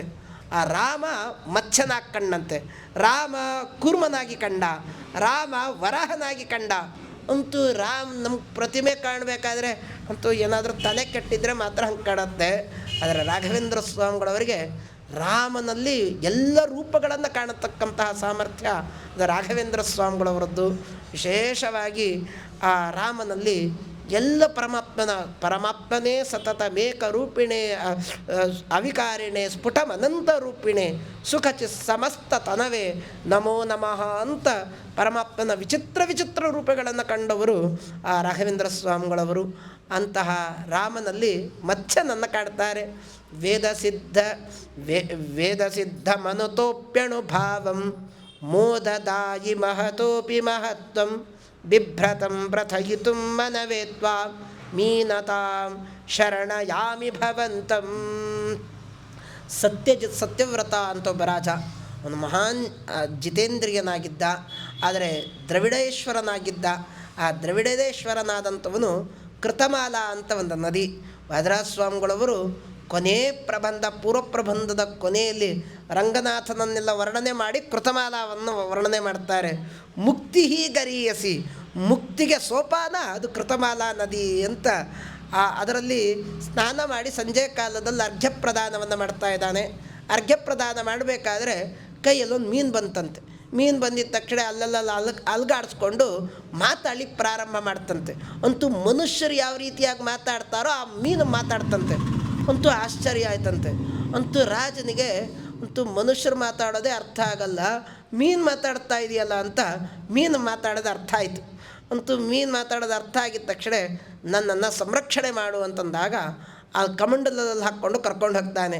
ಬೆಳಗ್ಗಿನ ಜಾವ ಮತ್ತೆ ಅನುಷ್ಠಾನಕ್ಕೆ ಬರಬೇಕು ಅಂತಂದಾಗ ಕಮಂಡಲ ಸಂಪೂರ್ಣ ವ್ಯಾಪಿಸ್ಕೊಂಡಿದೆ. ಅಂತೂ ಇದು ನನಗೆ ಜಾಗ ಸಾಕಾಗ್ತಾ ಇಲ್ಲ ಅಂತಂದಾಗ ಯಥಾ ಔದಂಚನೋ, ಅದಕ್ಕೆ ಭಾಗವತ ಹೇಳುತ್ತೆ ಔದಂಚನ ಅಂತಂದರೆ ದೊಡ್ಡ ಗಚ್ಚು. ಇವತ್ತೆಲ್ಲ ಗಚ್ಚೆಲ್ಲ ಇಲ್ಲ, ಎಲ್ಲ ಏನಿದ್ರು ಟ್ಯಾಂಕು ಅಂತೂ ಬೇರೆನೇ ನಡೆದು ಹೋಗಿದೆ. ಅಂತೂ ಹಳೇ ಕಾಲದ ಮನೆಗಳಲ್ಲಿ ಗಚ್ಚು ಕಾಣುತ್ತೆ. ಅಂತೂ ಗಚ್ಚೆಲ್ಲ ಹಾಕದ್ನಂತೆ, 3 ಮೊಳದ ಒಂದು ಗಚ್ಚಂತೆ ಅದು. ಆ ಗಚ್ಚೆಲ್ಲ ಹಾಕ್ತಾನೆ.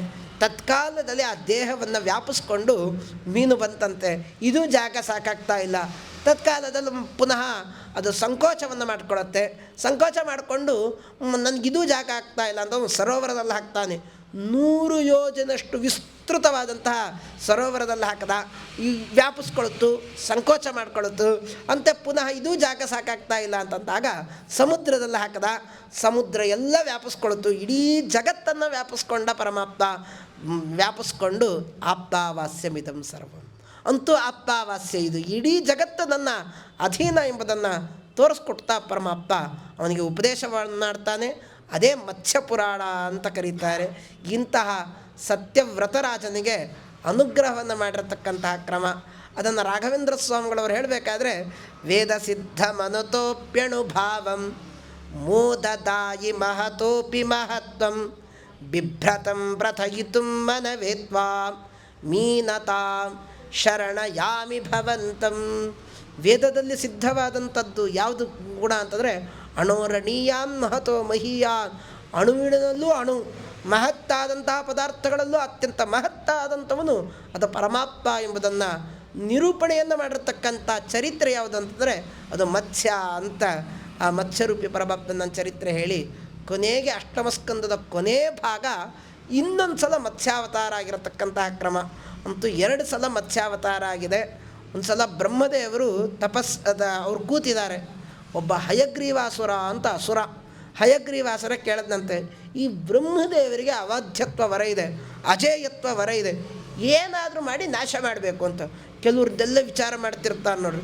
ಅಂತೂ ಅವ್ನಿಗೇನಾದರೂ ಮಾಡಿ ಕಾಟ ಕೊಡಬೇಕು, ಕಷ್ಟ ಕೊಡಬೇಕು, ಇನ್ನೇನೋ ಕೋರ್ಟು ಕಚೇರಿಗೆ ಎಳಿಬೇಕು ಅಂತ ಏನೋ ಒಂದು ಮಾಡ್ತಿರ್ತಾರೆ. ಅಂತೂ ಕೊನೆಗೆ ಬ್ರಹ್ಮದೇವರಿಗೆ ಅನ್ನಂತೆ ಏನಾದರೂ ಇವನ್ನ ಹೇಗಾದರೂ ಮಾಡಬೇಕು. ಅಂತೂ ಬ್ರಹ್ಮದೇವರನ್ನಂತೂ ಸಾಯಿಸಲಿಕ್ಕಾಗಲ್ಲ.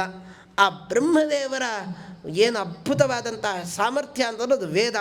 ಆ ವೇದವನ್ನು ಅಪಹಾರ ಮಾಡಬೇಕು ಅಂತ ವೇದವನ್ನು ಅಪಹಾರ ಮಾಡಿದ್ರಂತೆ.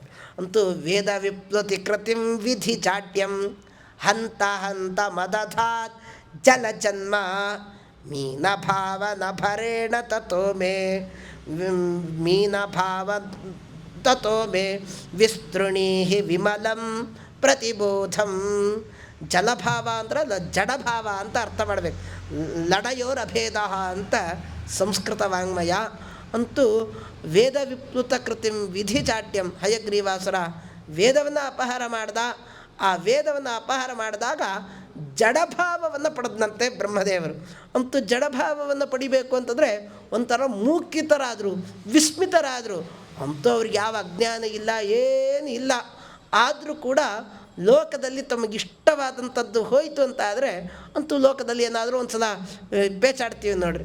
ಅದೇ ರೀತಿಯಾಗಿ ಅಂತೂ ಜಡಭಾವವನ್ನು ಪಡೆದರು. ಆ ಜಡಭಾವ ಆಗಬಾರ್ದು, ಬ್ರಹ್ಮಾದಿ ದೇವತೆಗಳ ಯಾವ ಥರದ ದುಃಖ ಆಗಬಾರ್ದು ಅಂತ ಒಂದೇ ಒಂದು ಉದ್ದೇಶದಿಂದ ಪರಮಾತ್ಮ ಸಮುದ್ರದಲ್ಲಿ ಹೋಗಿ ವಿಶೇಷವಾದಂಥ ವೇದವಾಂಗ್ಮಯವನ್ನು ಮತ್ತೆ ಪುನಃ ತಂದಿಟ್ಟು ಹಯಗ್ರೀವಾಸುರನ್ನು ಸಂಹಾರ ಮಾಡಿ ಆ ಬ್ರಹ್ಮದೇವರಿಗೆ ದಯಪಾಲಿಸ್ತಾರೆ. ಅಂತಹ ಮತ್ಸ್ಯವರೂಪಿ ಪರಮಾತ್ಮ ಅದ್ಭುತವಾದಂತಹ ಜ್ಞಾನವನ್ನು ಕೊಡಲಿ, ಭಕ್ತಿಯನ್ನು ಕೊಡಲಿ ಅಂತ ಇಲ್ಲಿಗೆ ಅಷ್ಟಮಸ್ಕಂದ ಭಾಗವತದ ಅಂತೂ ಸಮುದ್ರದ ಸ್ನಾನನೂ ಅನ್ನಬಾರ್ದು. ಅಂತೂ ನನ್ನ ಮಾತಿನಲ್ಲಿ ಒಂದು ಮಾತು ಹೇಳೋದು ಅಂತ ಆದರೆ ಏನೋ ಒಂದು 4 ಅಕ್ಷರ ಅಲ್ಲಿಂದ ಒಂದು ಪದ ಇಲ್ಲಿಂದ ಒಂದು ಪದ ತೆಗೆದು ಕಾಪಿ ಮಾಡೋದು ಅಂತ. ಇವತ್ತೆಲ್ಲ ಕೃತಿಚೌರ್ಯಗಳೇ ಜಾಸ್ತಿ. ಅಂತೂ ಗ್ರಂಥ ಬರಿತೀವಿ ಅಂತೀವಿ. ಅಂತೂ ಅಲ್ಲಿದೊಂದು ವಾಕ್ಯ ಇಲ್ಲಿದೊಂದು ಸೇರಿಸಿ ನನ್ನೊಂದು ಹೊಸ PhD ಆಯಿತು, ನಂಗೆ ಡಾಕ್ಟ್ರೇಟ್ ಬಂದು ಅಂತ. ಅದೇ ರೀತಿಯಾಗಿ ಭಾಗವತದ ಅವ್ರವ್ರು ಹೇಳಿರೋ ಕ್ಯಾಸೆಟ್ಗಳಲ್ಲಿರ್ತಕ್ಕಂಥ ಕೃತಿಚೌರ್ಯವನ್ನು ನಾನು ಮಾಡಿ ಮುಗಿಸಿದ್ದೀನಿ. ಅಂತೂ ಏನಾದರೂ ಒಳ್ಳೆಯದಿತ್ತು ಅಂತ ಆದರೆ ಗುರುಗಳಾದಂತಹ ಪೇಜಾವರ ಸ್ವಾಮಿಗಳವರು ಅದೇ ರೀತಿಯಾಗಿ ಸುಬುಧೇಂದ್ರ ತೀರ್ಥ ಶ್ರೀಪಾದಂಗಳವರ ಚರಣಾರವಿಂದಗಳಲ್ಲಿ ಭಕ್ತಿ ನತಿಗಳನ್ನು ಸಮರ್ಪಣೆಯನ್ನು ಮಾಡಿ ಅವರು ವಿಶೇಷವಾಗಿ ಶಾಸ್ತ್ರವನ್ನು ಪ್ರವಚನ ಮಾಡು, ಅದರಿಂದ ನಿನಗೆ ಕೀರ್ತಿ ಬರುತ್ತೆ ಅಂತ ಅವರ ಆಶೀರ್ವಾದ. ಆ ಆಶೀರ್ವಾದ ಬಲವೇ ದೊಡ್ಡ ಬಲ ಅಂತ ಹೇಳ್ತಾ ಅವರ ಎಲ್ಲ ಗುರುಗಳಿಗೂ ಕೂಡ ಪುನಃ ನಮಸ್ಕಾರಗಳನ್ನು ಸಮರ್ಪಣೆಯನ್ನು ಮಾಡಿ, ಪೂಜ್ಯರಾದಂತಹ ಸ್ವಾಮಿಗಳವರು ಇಲ್ಲಿ ಆಸೀನರಾಗಿದ್ದಾರೆ. ಅಂತೂ ಅವ್ರ ಮುಂದೆ ಹೇಳಿದ್ರೆ ಅದು ವ್ಯಾಸರಾಜರ ಮುಂದೆ ಹೇಳಿದಂಗೆ ಅವರ ಅದ್ಭುತವಾದ ವ್ಯಕ್ತಿತ್ವ, ಅವರನ್ನು ವರ್ಣನೆ ಮಾಡೋದಲ್ಲ ಎದುರು ಮುಂದೆ. ಆದರೆ ವಿಶೇಷವಾದಂತಹ ಕ್ರಮವನ್ನು ಅವರು ಅನುಸರಿಸಿದ್ದಾರೆ. ಅವರ ಮಾತಿನಲ್ಲಿರ್ತಂತಹ ಸೌಷ್ಠವತೆ ನಾನು ಯಾರಲ್ಲೂ ನೋಡಲಿಲ್ಲ. ಅಂತಹ ಸೌಷ್ಠವತೆಯನ್ನು ಹೊಂದಿರತಕ್ಕಂತಹ ಸ್ವಾಮಿಗಳವರು ಇಲ್ಲಿ ಆಸೀನರಾಗಿದ್ದಾರೆ. ವ್ಯಾಸರಾಜರ ಆ ಪೀಠದಲ್ಲಿ ಅಧಿಷ್ಠಿತರಾದಂಥವರು. ಅಂತಹ ಸ್ವಾಮಿಗಳವರ ಚರಣಾರವಿಂದಗಳಲ್ಲಿ ಭಕ್ತಿ ನತಿಗಳನ್ನು ಸಮರ್ಪಣೆಯನ್ನು ಮಾಡಿ ಮತ್ತು ಭಾಗವತ ವೀಣೆಯಿಂದ ನುಡಿಸಿದವರು ಅಂತೂ ಒಂದೊಂದು ಸಲ ಶ್ರೀಪಾದರಾಜರ ಹತ್ರ ಅವ್ರ ವಯಸ್ಸಾಗಿತ್ತು. ವಿದ್ಯಾವಾಚಸ್ಪತಿ ತೀರ್ಥರು, ನಾನು ಪುಟ್ಟ ಹುಡುಗ. ಅವತ್ತು ಶಿಶುಮೇಂದ್ರ ಸ್ವಾಮಿಗಳವರು, ವಾಚಸ್ಪತಿ ತೀರ್ಥರು ಮತ್ತು ವಿಜ್ಞಾನೇಂದ್ರ ತೀರ್ಥರು 3 ಜನ ಸೇರಿಸ್ಕೊಂಡು ಆ ಶ್ರೀಪಾದರಾಜರಿಗೆ ಅಭಿಷೇಕ ಮಾಡಿಕೊಂಡು ಅವತ್ತಿನ ರಾತ್ರಿ ಹೊತ್ತು ಒಂದು ಸ್ವಲ್ಪ ಏನೋ ವೀಣೆ ನುಡಿಸ್ಬೇಕು ಅಂತಂದ್ರಂತ. ಅಂತೂ ದೂರ ಹೋಗಿದ್ದರು. ಒಂದು ವೀಣೆಯನ್ನು ತರಿಸ್ಕೊಂಡು ಷಣ್ಣೋಮಿತ್ರ ಸಂವರಣವನ್ನು ವೀಣೆಯಲ್ಲಿ ನುಡಿಸಿದ್ರು. ಅಂತೂ ನಮಗೆಲ್ಲ ಸಂಗೀತ ಅಂತೂ ಸರಿಗಮ ಪದನಿ ನುಡಿಸೋದೇ ಕಷ್ಟ. ಆದರೆ ಅದನ್ನು ಮಂತ್ರಗಳನ್ನು ನುಡಿಸುವ ಸಾಮರ್ಥ್ಯ ದೇವರ ಅದ್ಭುತವಾದಂತಹ ಆ ಸಾಮರ್ಥ್ಯವನ್ನು ಕೊಟ್ಟಿದ್ದಾನೆ.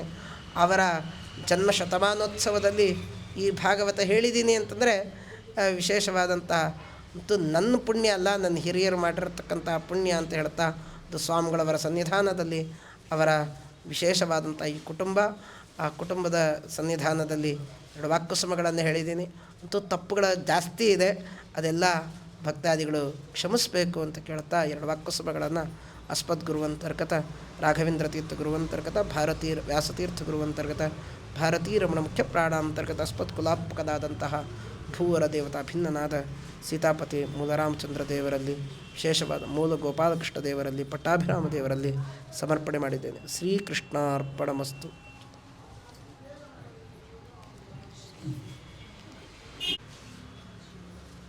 ಇಲ್ಲಿ ತನಕ ವಿದ್ವಾನ್ ಜಗನ್ನಾಥಾಚಾರ್ಯರು ಶ್ರೀಮದ್ ಭಾಗವತದ ಕುರಿತಾಗಿ ಸಕಲ ಶಾಸ್ತ್ರಗಳ ಸಮನ್ವಯವನ್ನು ಮಾಡಿ ಗುರುಗಳ ಅಂತರ್ಯಾಮಿಯಾದ ಪರಮಾತ್ಮನಿಗೆ ಅರ್ಪಣೆ ಮಾಡಿದ್ದಾರೆ. ಅವರ ವೈಭವವನ್ನು ಕಣ್ಣಾರೆ ಕಂಡು ಅನುಭವಿಸಿದ ಆ ಸುಖವನ್ನು ಹಂಚಿಕೊಂಡಿದ್ದಾರೆ. ಇದೆಲ್ಲ ಅಪರೂಪ, ಎಲ್ಲರೂ ಎಲ್ಲ ಕಡೆ ಹೋಗಲಿಕ್ಕೆ ಸಾಧ್ಯ ಇಲ್ಲ. ಯಾರ್ಯಾರು ಹೋಗಿದ್ದಾರೋ, ಯಾರ್ಯಾರು ಅನುಭವಿಸಿದ್ದಾರೋ ಅದನ್ನು ಕೇಳಿ ನಾವು ಸಂತೋಷ ಪಡಬೇಕು. ಆ ಭಾಗ್ಯವನ್ನು ಪರಮಾತ್ಮ ಇವತ್ತು ನಮಗೆ ಕಲ್ಪಿಸಿಕೊಟ್ಟಿದ್ದಾನೆ ಆಚಾರ್ಯರ ಮೂಲಕ. ಇದು ಕೇಳಿದ್ದೆ ನಾನು. ಸಂಸ್ಕೃತ ಪಾಠಶಾಲೆಯಲ್ಲಿ ಅದ್ಭುತವಾದ ಒಂದು ಕಾರ್ಯಕ್ರಮ ನಡೀತು. ಗುರುಗಳು ವಿಚಿತ್ರವಾದ ರೀತಿಯಲ್ಲಿ ಅಲ್ಲಿ ಪರಮಾತ್ಮನ ಸರ್ವೋತ್ತಮತ್ವವನ್ನು ಪ್ರತಿಪಾದನೆ ಮಾಡಿ ಸ್ಥಾಪನೆ ಮಾಡಿದ್ರು ಅಂತ. ಸಪಕ್ಷಿಗಳಲ್ಲಿ ಮಾಡುವುದು ಒಂದು ಕ್ರಮ, ವಿಪಕ್ಷಿಗಳಲ್ಲಿ ಮಾಡ್ತಕ್ಕಂಥದ್ದು ಅದು ವಿಶಿಷ್ಟವಾದ ಕ್ರಮ. ಗುರುಗಳಿಗೆ ವಿಪಕ್ಷಿಗಳಲ್ಲಿ ಅವರ ಮನಸ್ಸಿಗೆ ನೋವಾಗದಂತೆ ಭಗವಂತನ ಸರ್ವೋತ್ತಮತ್ವ ಸ್ಥಾಪನೆ ಮಾಡೋರು. ಅಕೃತ್ವ ಪರಸಂತಾಪಂ ಅಂತ ಅವರ ಒಂದು ಜೀವನದ ಶೈಲಿಯೇ ಹಾಗಿತ್ತು. ತಾವು ತಮ್ಮ ಸಿದ್ಧಾಂತವನ್ನು ಪ್ರತಿಪಾದನೆ ಮಾಡೋ ಕಾಲಕ್ಕೆ ಯಾರಿಗೂ ಮನಸ್ಸಿಗೆ ನೋವಾಗದಂತೆ ಶ್ರೀಮದ್ ಆಚಾರ್ಯರ ಸಿದ್ಧಾಂತವನ್ನು ಒಪ್ಪುವಂತೆ ಅವರೇ ಒಪ್ಪಿಕೊಳ್ಳೋ ಹಾಗೆ ಮಾಡತಕ್ಕಂತಹ ಒಂದು ಸಾಮರ್ಥ್ಯ ಪರಮಾತ್ಮ ಭಾರತೀಶರು ಅವರಿಗೆ ದಯಪಾಲಿಸಿದ್ದರು. ಅದನ್ನು ಪ್ರತಿಯೊಬ್ಬರೂ ಕೂಡ ತಮ್ಮ ಸ್ವಂತ ಅನುಭವದಲ್ಲಿ ಅದನ್ನು ನೋಡಿ ಸಂತೋಷಪಟ್ಟಿದ್ದಾರೆ, ಕೇಳಿ ಸಂತೋಷಪಟ್ಟಿದ್ದಾರೆ. ಇಂತಹ ಒಂದು ವಿಚಿತ್ರವಾದ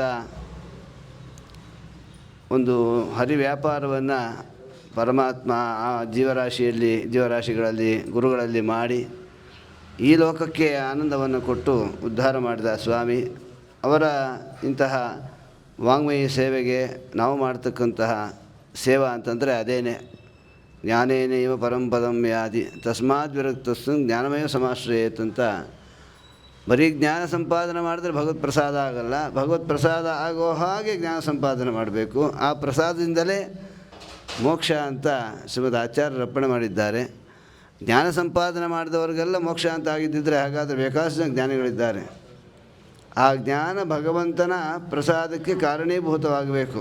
ನಿಷ್ಕರ್ಮ್ಯಮಪ್ಯಚ್ಯುತ ಭಾವವರ್ಜಿತಂ ನ ಶೋಭತೆ ಜ್ಞಾನವರಂ ನಿರಂಜನಂ. ಅಚ್ಯುತ ಭಾವವರ್ಜಿತಂ ಚೇತ್ ನಿರಂಜನಂ ಜ್ಞಾನಮಪಿ ಅದು ಪ್ರಯೋಜನಕಾರಿ ಆಗೋದಿಲ್ಲ ಅಂತ ಶ್ರೀಮದ್ ಭಾಗವತ ಸ್ಪಷ್ಟಪಡಿಸ್ತಾ ಇದೆ. ಅಂತಹ ವಿಶಿಷ್ಟವಾದ ಭಾಗವತದ ಪ್ರಮೇಯಗಳಲ್ಲಿ ಅನೇಕ ಶಾಸ್ತ್ರಗಳನ್ನು ಸಮನ್ವಯ ಮಾಡಿ ಆಚಾರ್ಯರು ಏನು ಗೊತ್ತಿಲ್ಲ ಅಂತ ಹೇಳ್ತಾರೆ. ಏನು ಗೊತ್ತಿಲ್ಲ ಅಂತ ಹೇಳೋದು ಅದು ವಿನಯ ಪ್ರದರ್ಶನ ಅಷ್ಟೇ ತಿಳ್ಕೋಬೇಕೆ ಹೊರತು ಗೊತ್ತಿಲ್ಲ ಅಂತ ಯಾರು ತಿಳಿಬಾರ್ದು. ಯಾಕೆಂದರೆ ಜ್ಞಾನಿಗಳೆಲ್ಲ ಹಾಗೆ ಹೇಳ್ಕೊಂಬಂದಿದ್ದಾರೆ. ನ ಶಬ್ದಾಬ್ಧೋ ಗಾಢಾ न च निगमचर्चासु चतुराः न च न्याये प्रौढाः न च विदितवेद्या अपि वयं परं ಶ್ರೀಮತ್ಪೂರ್ಣಪ್ರಮತಿ ಗುರುಕಾರುಣ್ಯಸರಣಿಂ ಅತೇವ ಮಾನ್ಯ ಸ್ಮಃ ಅಂತಾರೆ.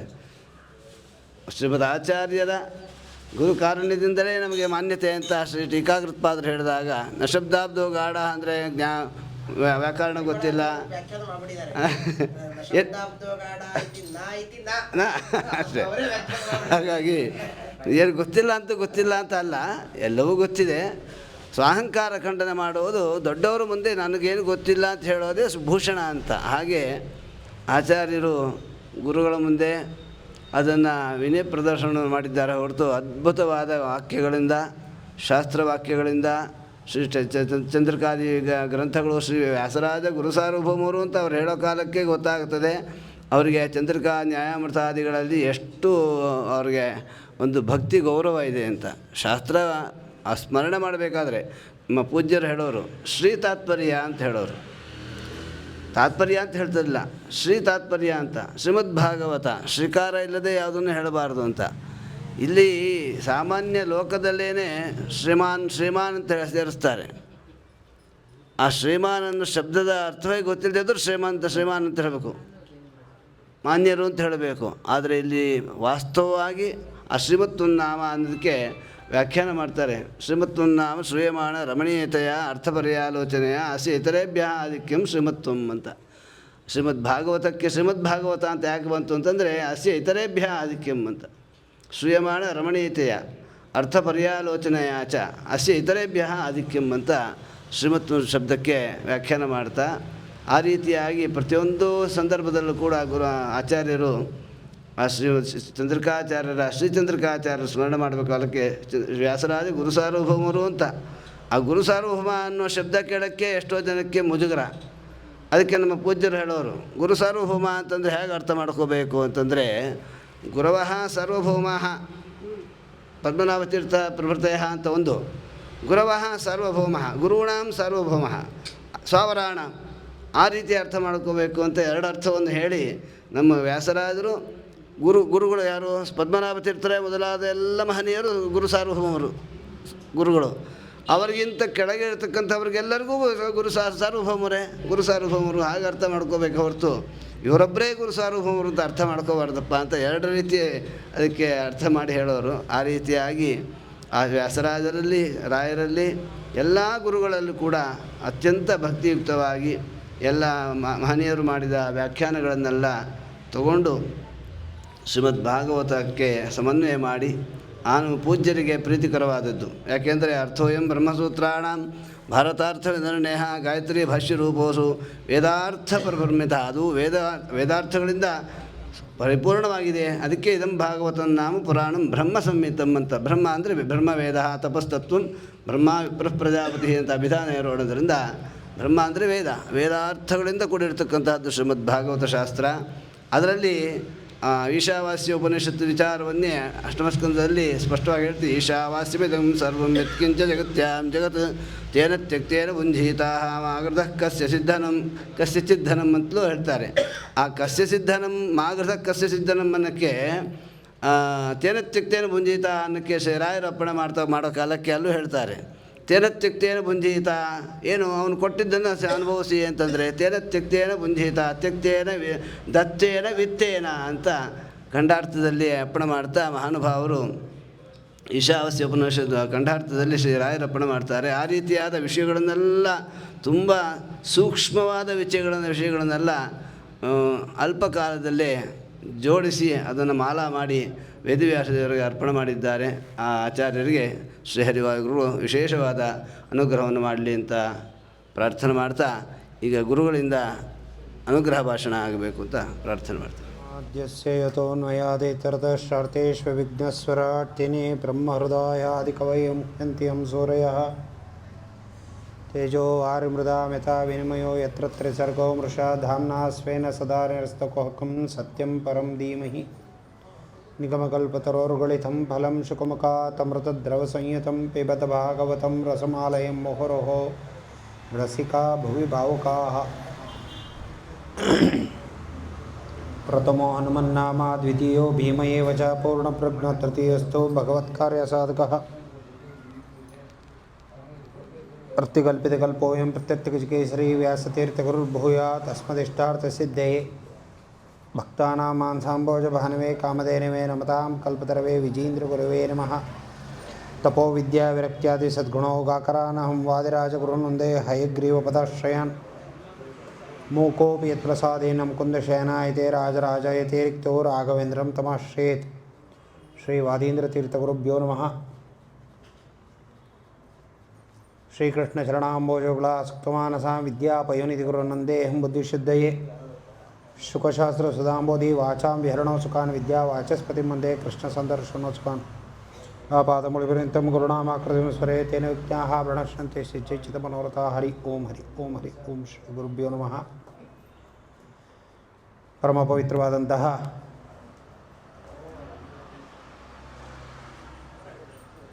ನಮ್ಮ ಸ್ವರೂಪೋದ್ಧಾರಕರ ಗುರುಗಳಾದಂತಹ ಶ್ರೀ ವಿದ್ಯಾವಾಚಸ್ಪತಿ ತೀರ್ಥ ಶ್ರೀಪಾದಂಗಳವರ ಜನ್ಮ ಶತಮಾನೋತ್ಸವದ ಪರ್ವಕಾಲದಲ್ಲಿ ಸಂಗಮ ಅಂತ ಹೇಳ್ಬೋದು. ಹೆಂಗೆ ಪರ್ವಕಾಲದಲ್ಲಿ ಸಂಗಮಕ್ಕೆ ಹೋಗಿ ನಾವು 10 ಜಪ ಮಾಡಿಕೊಂಡ್ರೂ ಅನಂತ ಫಲ ಅಂತ ಹೇಳ್ತಾರೆ. ಹಾಗೆ ನಮ್ಮ ಗುರುಗಳಿಗೆ ಅತ್ಯಂತ ಪ್ರಿಯವಾದಂತಹ ಮಂತ್ರಾಲಯ ಪ್ರಭುಗಳ ಸಾಕ್ಷಾತ್ ಮೊಮ್ಮಕ್ಕಳು ಶ್ರೀ ವಾದೀಂದ್ರ ತೀರ್ಥ ಸ್ವಾಮಿಗಳವರ ಆರಾಧನಾ ಮಹೋತ್ಸವ. ಮರಿ ಮೊಮ್ಮಕ್ಕಳು ಅಂತಹ ದೇವತೆಗಳೇ ಅವರು, ಬೇರೆ ಅಂತ ಹೇಳೋಂಗಿಲ್ಲ. ಬೃಹಸ್ಪತ್ಯಾಚಾರ್ಯರೇ ವಿಶೇಷವಾದಂತಹ ಒಂದು ಅನುಗ್ರಹ, ರಾಯರ ಪರಮಾನುಗ್ರಹ.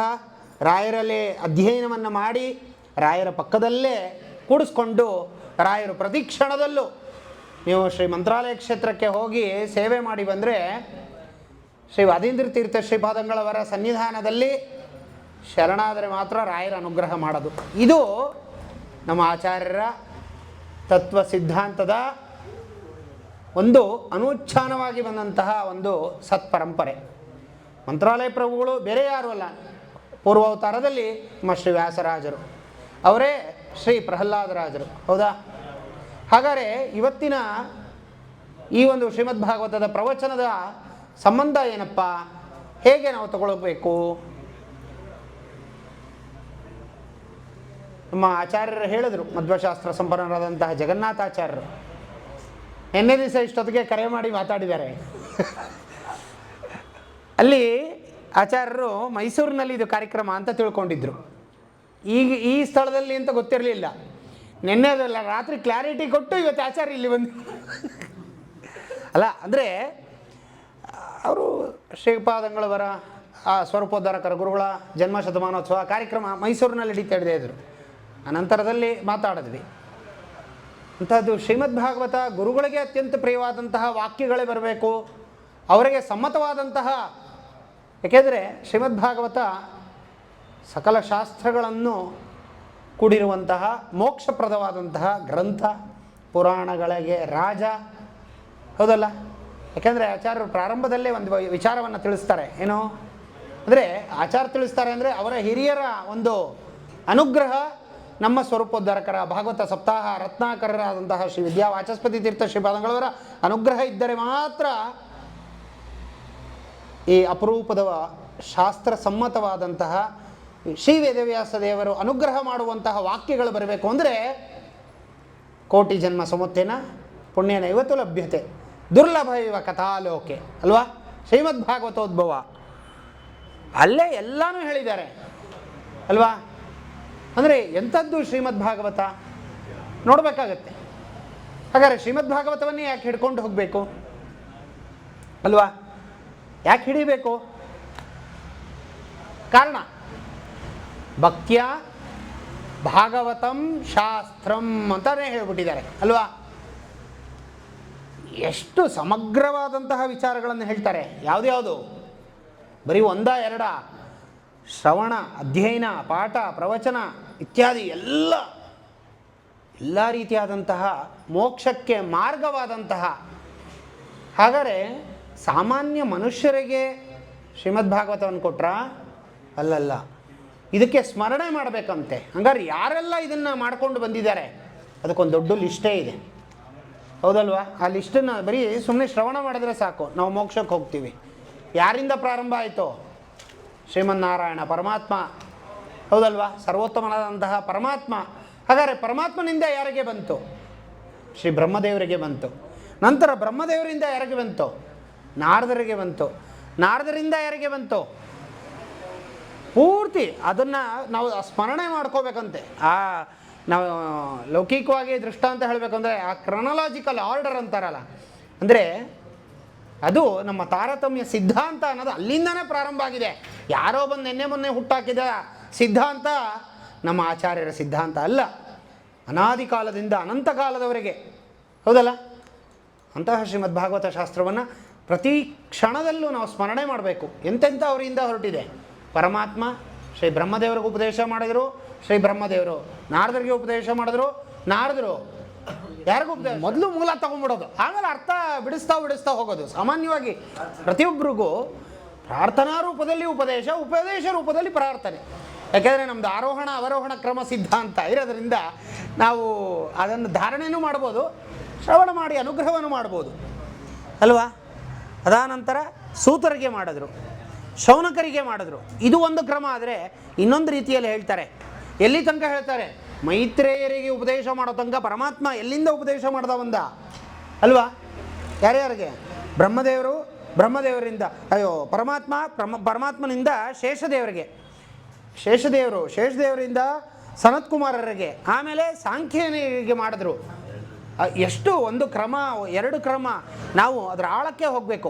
ಇದೆಲ್ಲ ನಮಗೆ ಏನಾರ ಗೊಂದಲಗಳ ಪರಿಹಾರಕ್ಕೆ ನಮಗೆ ಮುಖ್ಯವಾಗಿ ನಮ್ಮ ಮೂಲ ಗುರುಗಳಾದಂತಹ ಶ್ರೀಮದ್ ಆಚಾರ್ಯರು. ಅದಕ್ಕೆ ಅರ್ಥೋಯಂ ಬ್ರಹ್ಮಸೂತ್ರಾಣಂ ಭಾರತಾರ್ಥ ವಿನಿರ್ಣಯ ಗಾಯತ್ರಿ ಭಾಷ್ಯರೂಪೋಸು ವೇದಾರ್ಥ ಪರಿಭ್ರಮಿತ.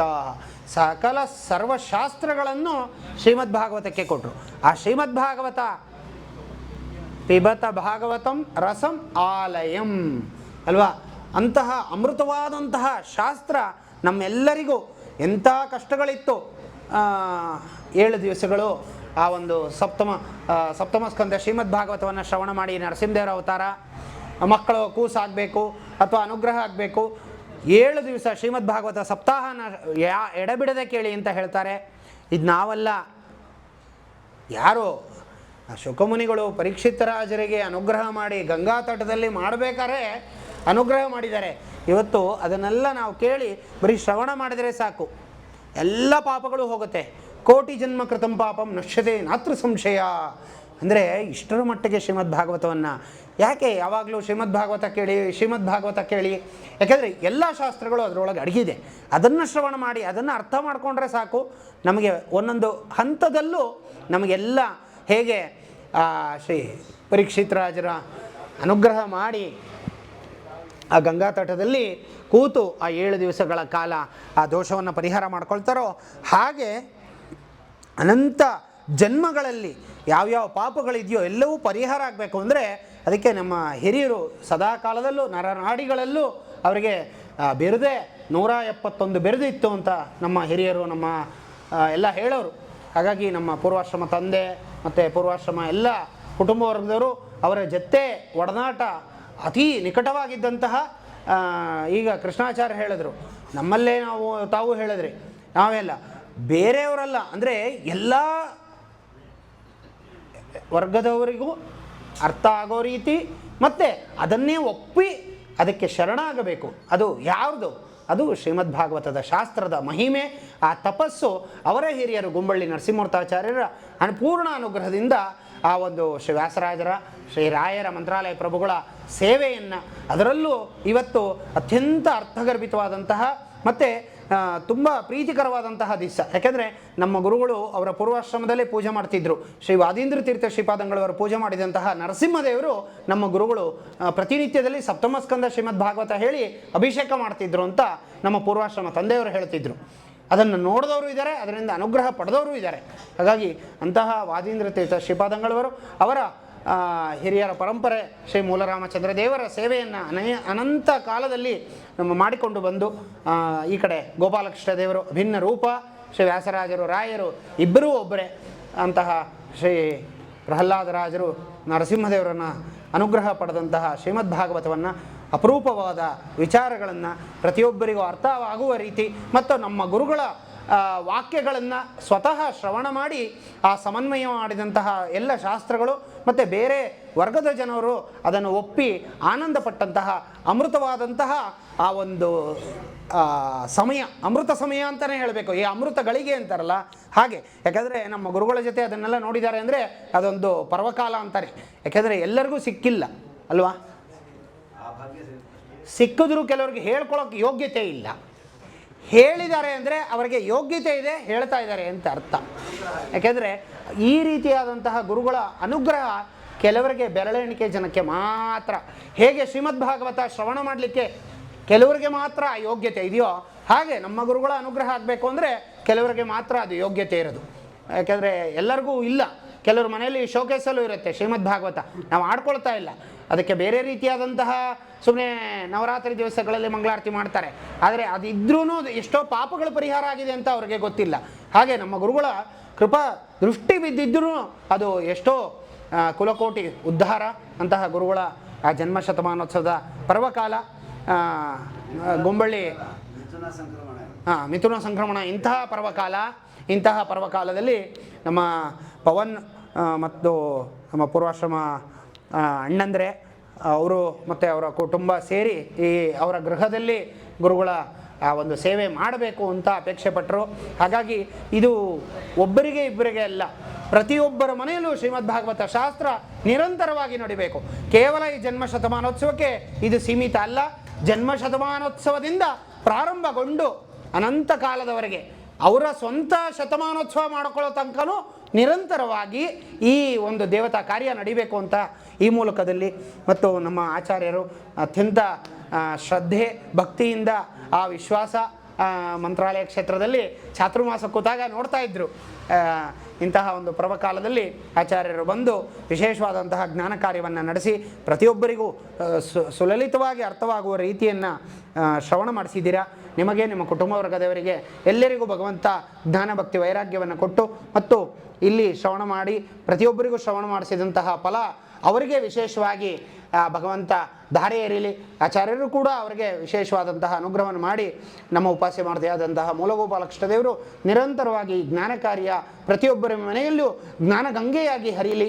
ಆ ಜ್ಞಾನಗಂಗೆ ಅಂದರೆ ನಿರಂತರವಾಗಿ ಆ ಜ್ಞಾನ ಪ್ರವಾಹ ಹರಿತಾ ಬರಬೇಕು.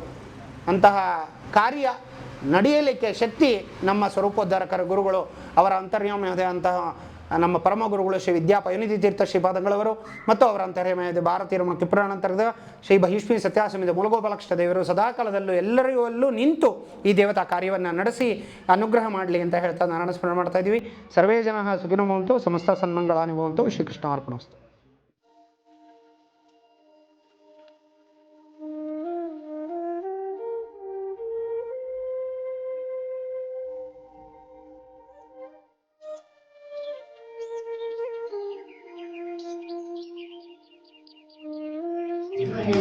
ನಮಗೆ ದೇವರ ಅನುಗ್ರಹ ಮಾಡಿಸಿದ್ರು. ಈ ಭಾಗವತಾಮೃತವನ್ನ ಹೇಗೆ ಜೀವನಂ